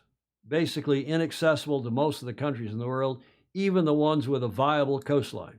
Plus, it is basically unwatchable as a spectator sport, liable to be postponed if there is either no wind or too much wind, and has to be a set of penalty rules indecipherable to all but the most avid boat people, which, as we've established, you are almost certainly not.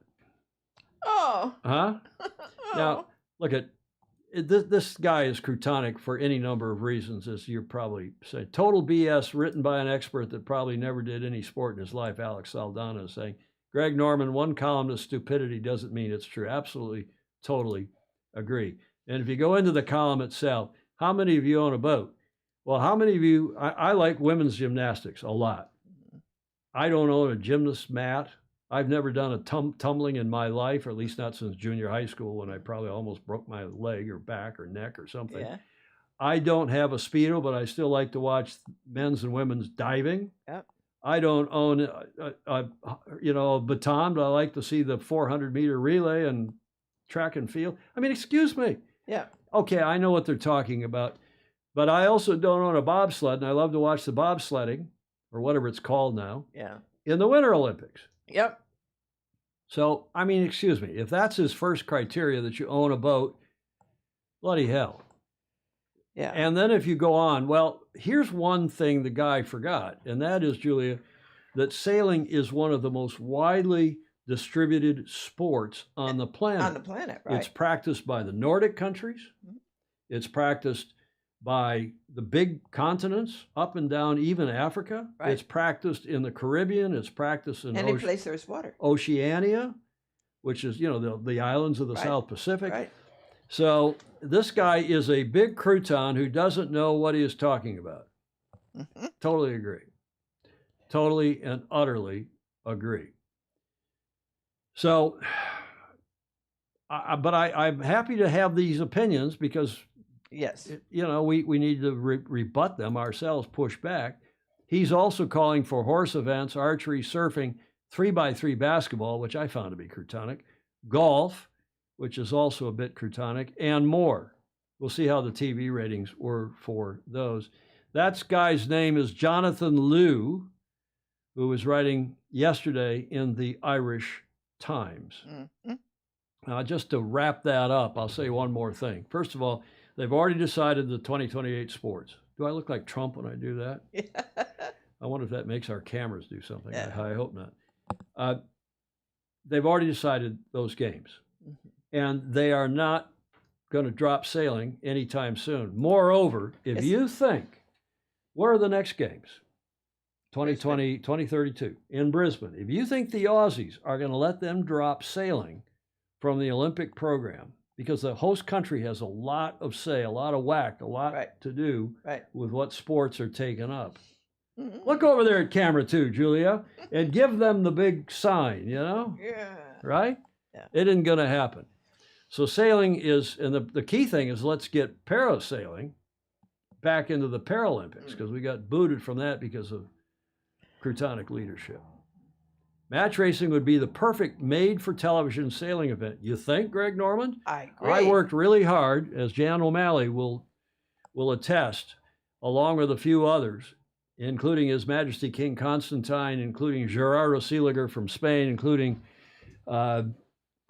who was our friend who was the IYRU racing director, I'll think of his name in a minute, who also helped put match racing into the Olympics in 1992. We did this at a meeting in '88 without even, there was nothing on the agenda to say, let's put match racing into the Olympics. Henry van der Aert, his name's just come to me. So why? Well, it's because we just had the '87 America's Cup, which was hugely popular. We just had the '88 games, and everybody was excited about sailing in the '88 games. That may be, or '88 games, which were in Korea, but also we'd had the '84 games plus the '83 Cup. And everybody said, well, we should do match racing. It's eminently televisable. It is. And it is. So we put it in for '92. It was in for '96, and then taken out except for the women in 2000. No, there was match racing also in 2000 in Sydney, off the Opera House. And in 2004, there was match racing. And then 2008, when did it get broomed? Somebody remind me. And then in 2012, it was a women's only event in the England, if memory serves. Yeah.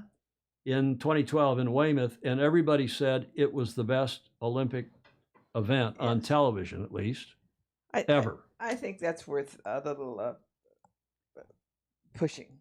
Yeah. Lowest summer games TV ratings, but then again, TV is also a dying delivery vehicle. Yeah, we'll see how it was, not on broadcast TV, Rick Bannerow, but on streaming. Largest municipal marina in California with 3,800 slips. Is that Alamitos Bay, John Sangmeister? Alan Long, Jonathan Liu is a crouton, no ifs and buts, okay. We tried for match racing, John Sangmeister said, for this upcoming games, but U.S. sailing went silent. Yeah, part of the importance for Olympics in this country is that U.S. sailing take up the Olympic cudgel in more than just trying to raise some money and hire a performer. You got to lead the charge at World Sailing about what you think will be good for the Olympic Games and what you think will be good for your Olympic medal chances. And it was not good for the U.S. to let the Star and the Finn leave the games. No. I love the non-mainstream sports, fencing, shooting, badminton. Not a fan of judge sports. I agree, Claire, Commodore Harrington. Totally agree. You're either the fastest, jump the highest, the strongest. Those are the athletes. Agreed. Jonathan Liu is a lunatic. Alistair Murray. Yeah, the exciting America's Cup in '88, too. Yeah, Mark Horton Reed. And sailing's been on the Olympics since the very beginning. And sailing has been on the program since the beginning. It was not raced in 1894 because there was no wind. And then it was raced in 1900, then not in 1904 because there was no water, right? Is that how it went? Somebody remind me. 2012 women's match was in Elliott 6, as Josh Tozo is reminding us, not in, yeah, that's right. They switched to the Elliott 6s for the match racing in 2012 Weymouth. Lots of people, lots of facts, lots of help here. That's really nice to have all that. Indeed. Julie Ahrens, I don't own a horse. I don't have a swimming pool. I am too big for gymnastics. I don't play golf, tennis, and I can't run fast, jump high, or far. But what is wrong with that jerk? Nicest word that I could use. Yes. Yep. Okay. 1904 Olympics was in St. Louis. Chris Exley is reminding us. Yeah, and there was no nearby water. Right. There are now, from memory, not from memory, I know there are 2 in southern Illinois, not far from St. Louis. Meet me in St. Louis, Louis, meet me at the fair. What year was the St. Louis World's Fair? Same time, early 1900s. Yeah. 1900, 1904. Yeah. Do you know what was invented there? Beer. At that World's Fair? No. No. Ice cream. Really? Soft serve ice cream. Not kidding. Okay. What country in the world is the highest per capita consumer, the citizens, the highest per capita consumption of ice cream? Come on, Julia. I don't know. We are at now, but it's got to be a northern. Why northern country? Well, because things stay frozen longer. You're right. It is. It's Sweden. Oh yeah. Italy, gelato. No, it's Sweden, believe it or not. Look it up. You'll see it. And if you Google it, Lake Carlisle, yes, is in southern Illinois near St. Louis. And also Lake Carbondale is in Carbondale, Illinois, down there in the southern part of, but those reservoirs didn't exist till the 30s. So that's why they didn't have any water nearby. Ice cream was not invented at the World Fair, Gordon Smith. Yes, it was. Look it up. Trust Wikipedia. How? If you can't trust Wikipedia, Gordon Smith, who can you trust? God. Enough for the Olympics. Let's carry on here and get to our theme today. We're only 20 minutes left in our 2 hours allotted for our shows, and we've got to give you our AC37 Cup date, because coming up in 9 days' time is the start of AC75 racing. They've been racing informally in Barcelona, and the regatta director, Ian Murray, is running some racing and practice racing for the boats, and one is starting to hear certain things about certain teams. But here is the promo video that came out a couple days ago, yesterday, in fact. Have a look.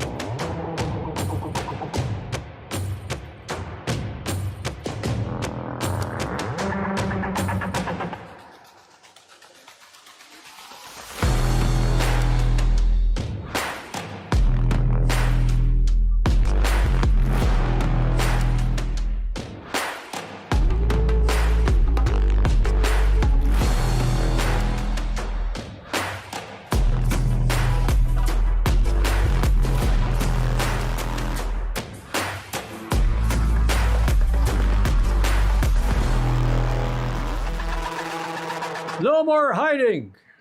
Barca is ready. I like the video. I didn't like the music a lot, but I still like the video.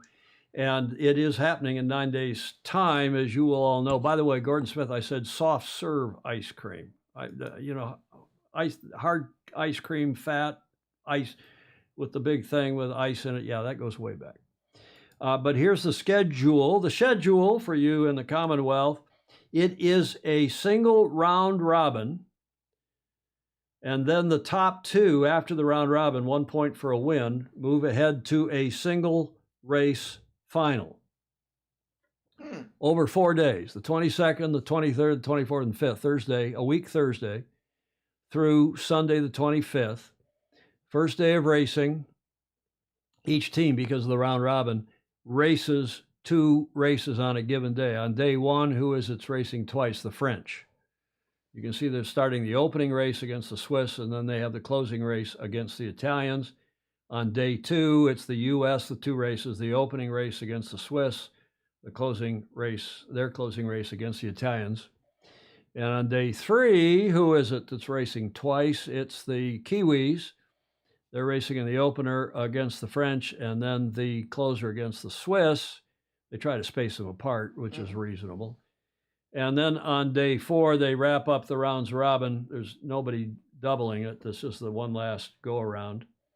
And then the winners on points, on 1 point for a win, 0 points for a loss. And it's always possible that you can have a point deducted or a partial point deducted because of whatever the rules are the umpires are using for collisions or for so on and so forth. But normally, if you win the most number of races in the rounds robin, you will go forward to the finals. If you're tied on the number of wins coming out of the rounds robin, it's who beat who. If you tied with one of the other teams and you beat them in your match in the round robin, then obviously that's the tiebreaker. That's the normal procedure, and I believe it is as well. Graham Sweeney says, apparently sandbagging is going on. You think?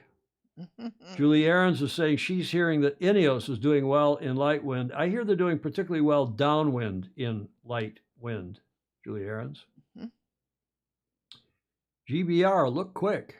Okay, well, we'll see. I'm not going to tell you who's fast and who's slow because right now there's so much BS, there's so much conjecture. I will wait a little longer to give you who I think is going to win this preliminary regatta. But again, this preliminary regatta doesn't mean much except seeding into the LVC, which has also got the Defender racing in it. Right.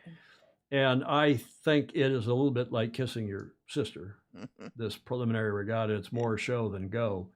But, you know, the competitive juices take over. We always have said this, that people get competitive. They want to win. They want to please their sponsors. They want to, you know, you don't want to lose 5 races in the round robin. No. Going into the LVC, the Louis Vuitton Cup, and say, oh, yeah, we're fine. We just lost those races on purpose. Yeah, I don't think so. Here are the boats that will race in Anger for the first time. Remember, up until now in the so-called preliminary regattas, there have been 2 others, one down the coast from Barcelona and one over in Saudi Arabia. But they will be racing for the first time in formal organized racing a week from this Thursday, the AC37 Generation 2, which has a little bit different from the Gen 1 boats raced in Auckland last time, but a mass height of 26.5 meters, 8 sailors. They're down in terms of the number of sailors.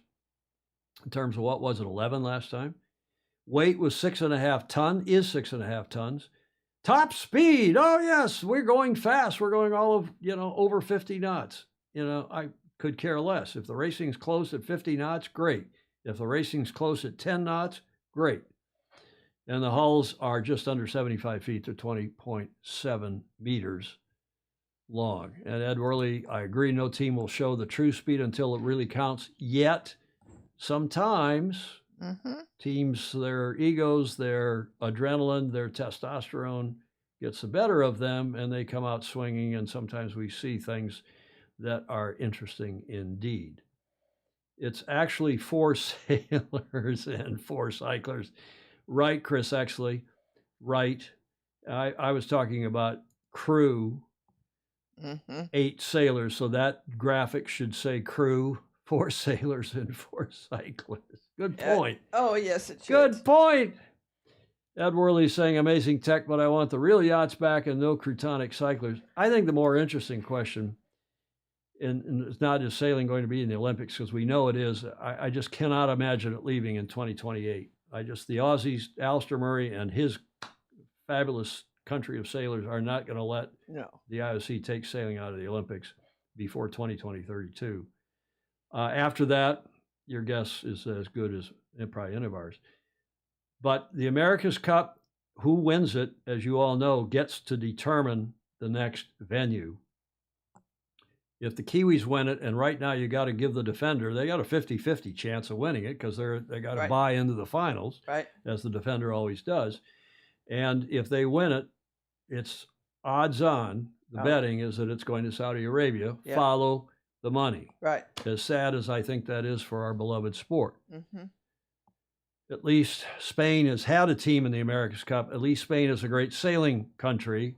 At least Barcelona is a very great Western tourist and more attraction as a wonderful city. Jeddah, not so much. Not so much. Back to our slides and videos. This is a heli video in Barcelona from just, I believe, yesterday, the last couple days here, watching the boats practice off Barcelona.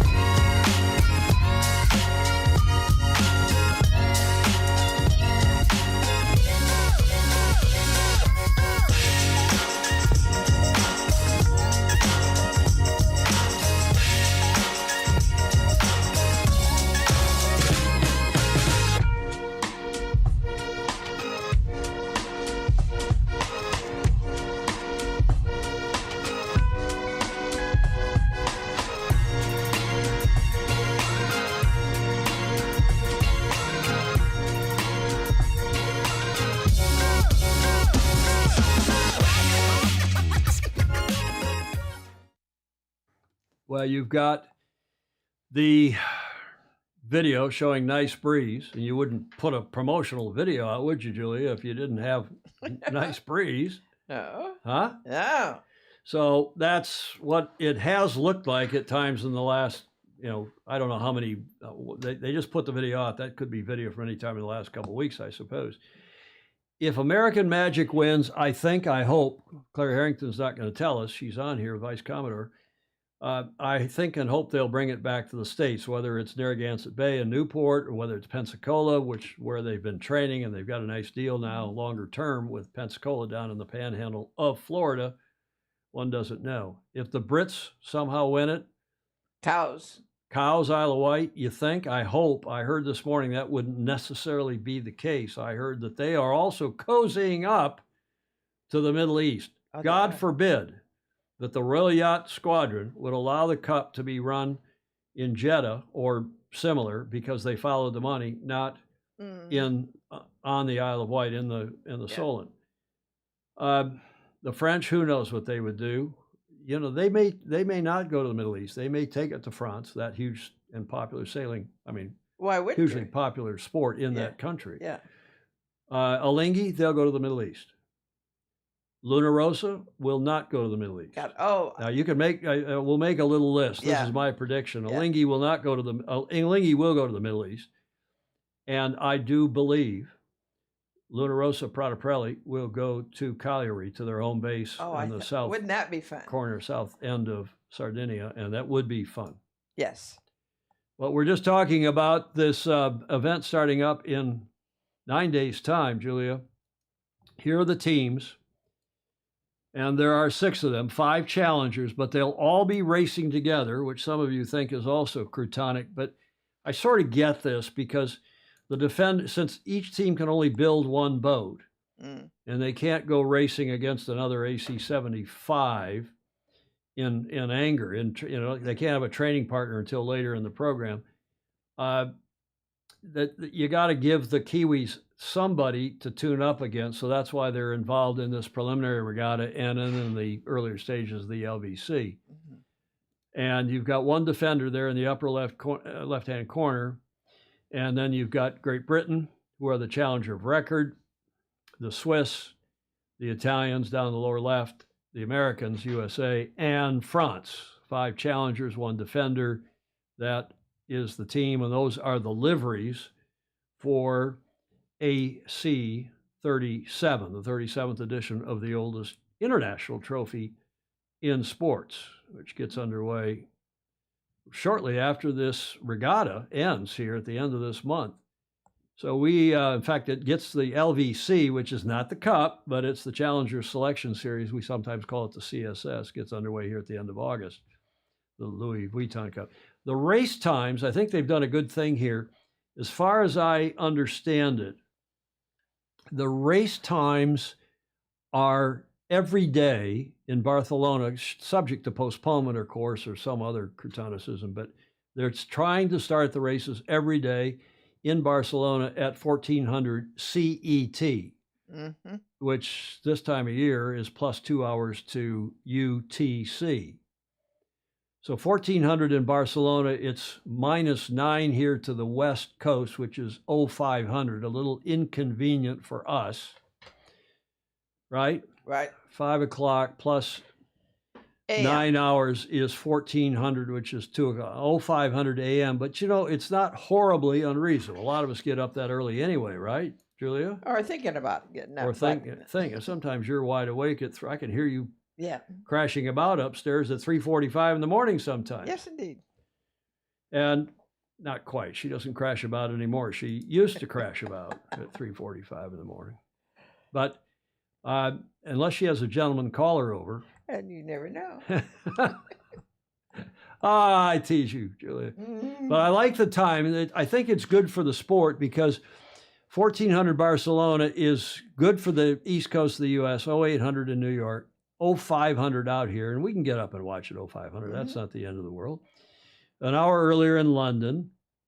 And even for those of you out in the far reaches of Oceania, it's 2200 in Sydney and midnight in Auckland. So That's not, again, unreasonable. It'll be a long night in Auckland if you're staying up and watching, it's a couple hours of racing.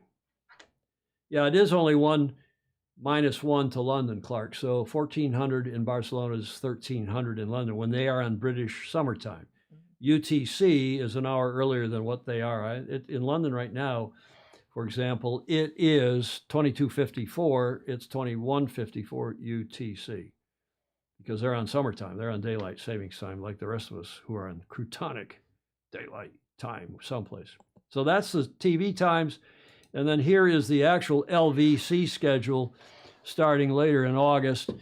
And it is the Defender and the 5 challengers sailing a double round robin. Mm-hmm. And then they get into the semifinals, and that's when the Defender is excused if memory serves, and you just have the 4 semifinals, which means one of the 5 challengers is already excused after only a double round robin.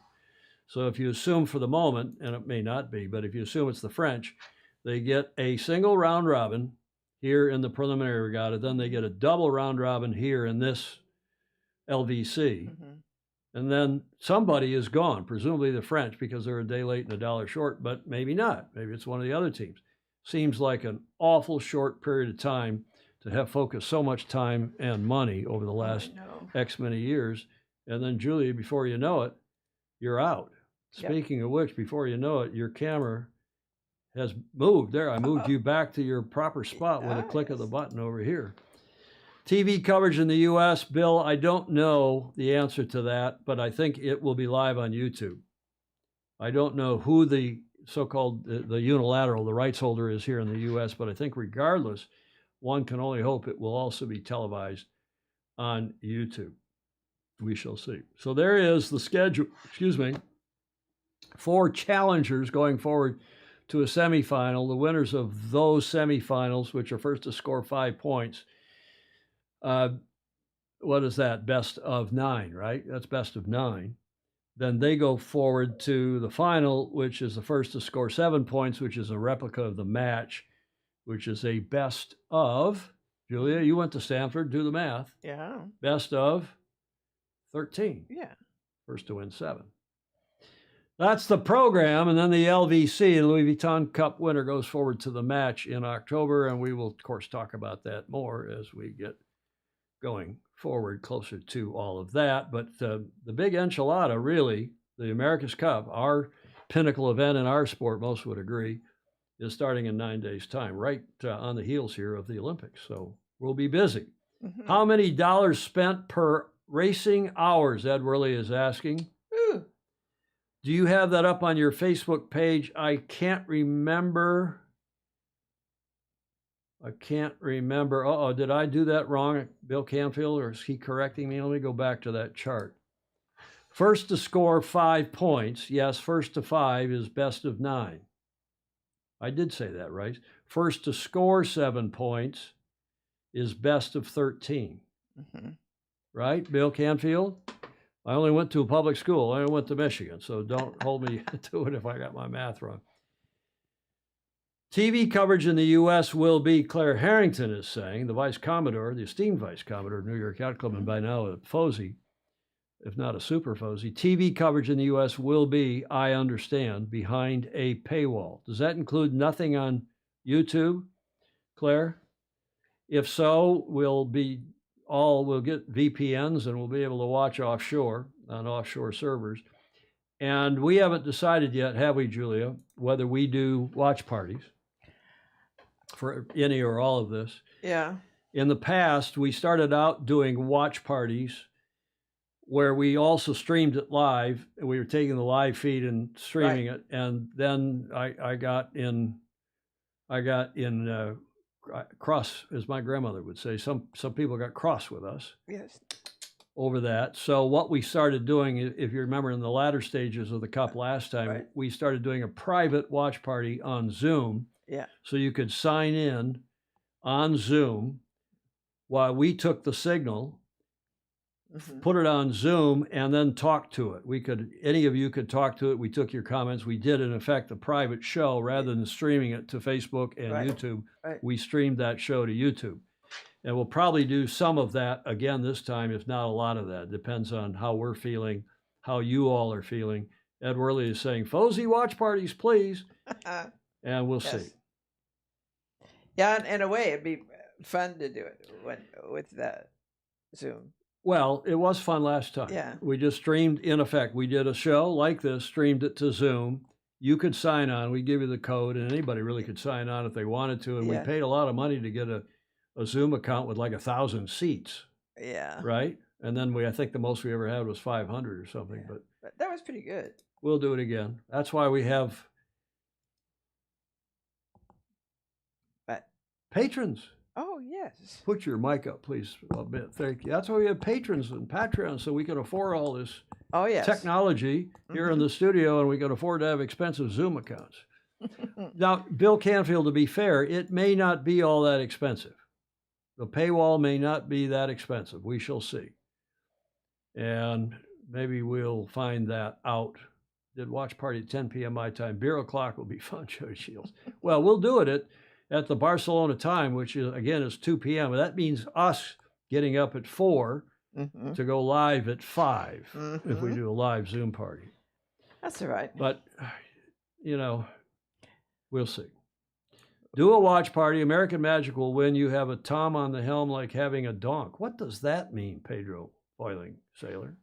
Okay, it's 3 o'clock here in San Francisco, 15:01 now. We better wrap this one up, Julia. Yep. That gets us to the last leg. And I've got one more video from the America's Cup. It's a cool video for the last leg. And it's one of my favorite sailors. And he's a match racing expert, speaking of match racing, because the America's Cup is match racing, as is the LVC, as is that preliminary regatta. Right. And he is also the rules expert for Ineos Britannia. Have a look. Match race is a race between two boats, and essentially it's defined as that in the same way that you might play a tennis match or a football match, the point being there are only two boats in the race. With a match race, you're able to reduce some of the variables that you have in fleet racing and therefore control the race a little bit more. Of course, in sailing there are so many things we can't control with wind and waves and differences across the course. But if there are only two boats, you can manage those a little bit better. And so match racing becomes a great way to find out what the strongest team is. In the America's Cup, we sail windward leeward courses. So the first leg is directly into the wind, the second leg directly away, and then repeat for the number of rounds that the race officer sets. Of course, we can't sail straight into the wind or straight away from it, and that's why we tack up the beat and then jibe down the beat, sailing a zigzag course. Well, match racing is obviously a bit different to fleet racing. Fleet racing, there are more boats and so potentially more action. In match racing, there's only one boat that you have to beat, and so you tend to see much more aggressive tactics. Of course, if you can slow down that one boat, then you don't have to complete the course in quite as fast a time. So certainly we're trying in match racing to position our boat to slow down the other one. Well, I think philosophically in fleet racing, you try and stay away from the other boats and get around the course as fast as you can. Whereas in a match race, you're looking to engage, looking to affect the other boat, slow them down, and that allows you to be ahead at the finish line. I think Ineos wins the award for the best videos. Yeah. They've done a lot of good videos in this run up to the Cup, and that was one of the best. I suspect you all will see more of Ian Walker and that video as we go forward. I don't ever remember seeing Ian Walker before. I didn't know that he was with the team. I too was surprised to see that he is the rules expert, the rules advisor, and the match racing coach. And he's won the Congressional Cup. I don't know how many times he's won the World Match Racing Tour, as you would know, any number of times. So Bravo Zulu to Britannia, Ineos Britannia, Rita in the name. Yep. And Bravo Zulu to Ian Walker. Maybe we can get Ian on the show at some point because he's been on the show before. Yeah. And I think he would be a good addition. You will probably see that video a few more times. Yeah, Ian Williams. Sorry, not Ian Walker. Ian Williams, obviously. Thank you very much. 600p in Cleveland. Great show, but I got to cook. 600p. Oh, 6p in Cleveland. You better cook, Alan Long. You better cook. We're going to cook too. You're going to book. get off the air here. Thanks, Gordon. Yeah, Ian Williams. Thank you very much. I always confuse Ian Walker and Ian Williams, two of the greatest sailors to come out of the UK, and about the same age, and they even look a bit alike. Mm. Not completely alike. I don't ever remember seeing either one of them. Oh, Julia. Oh, Julia. Oh. Julia, we're to your favorite segment, and that is Whiskey Tango Foxtrot. My favorite. I have only one, and I thought you would appreciate it. All right. So it's, we like to bookend the show. We started out with champagne or Prosecco, and we're going to end with wine. This is a new fear that looks like, it's Latin, so, it's Italian. Novinophobia. No vinophobia. The fear of running out of wine. That came from one of our Aussie. Yes. In fact, several of our Aussies have sent. I've had that one sitting in I have a box. I have a file on my digital desktop. Yeah. With these things in them, these jokes in the file, and pull one out from time to time. Only one today. Only one. Well, Julia? Yes? That gets us, thank God, to the finish line. And we have your favorite slide. Yes. Please like, follow, and share with all your buddies so they'll be in tune with the America's Cup. Indeed. We're going to focus on the Cup, probably also do a little follow-up on the Olympics. I just saw some pictures that John Sangmeister sent me. Thank you, John, that we'll use probably on Friday's show about the 2028 Olympics as we look forward to that event. And we do leave comments open, even in replay. So those of you who are watching in replay, as many of you do, please don't hesitate to leave a comment, because we go back and look at them, for your insight and knowledge and perspective, but also if somebody does something croutonic, we'll block you, ban those of you who use coarse language or personal attacks or are just otherwise croutonic. Thanks, Joe Holtzman. Thanks, Bill Canfield. AI says the TVNZ Plus app will sell Cup coverage. Yeah, okay. I think there's probably going to be a lot of that sort of pay-to-play stuff. I hope not. And it looks like we will do some kind. Julia? Yes. Your decision. Are we going to do some sort of I think we better. You think we better? Okay. She is the boss. The boss decides these things. Getting up at 4 a.m. to go on the air at 5. Do I have to shave? Yes. If I don't have to shave, we'll do it. You can shave at midnight. Oh, dear. Okay. Thanks, Blake Middleton. Thanks, everybody. Thanks for your support. Those of you who do give us a few bucks a month or more via patreon.com/join/Sailing Illustrated. Thank you also to everybody who gave us. A lot of people gave us slides and video and audio today. We managed not to get knocked off the air so far for copyright infringements for today's show, and we were careful not to use anything that would knock us off. Hope you have a great rest of your week wherever in the world you are, and hope to see you same time, same channels on Friday. In the meantime, sail fast, sail safe, and have fun. Ciao for now.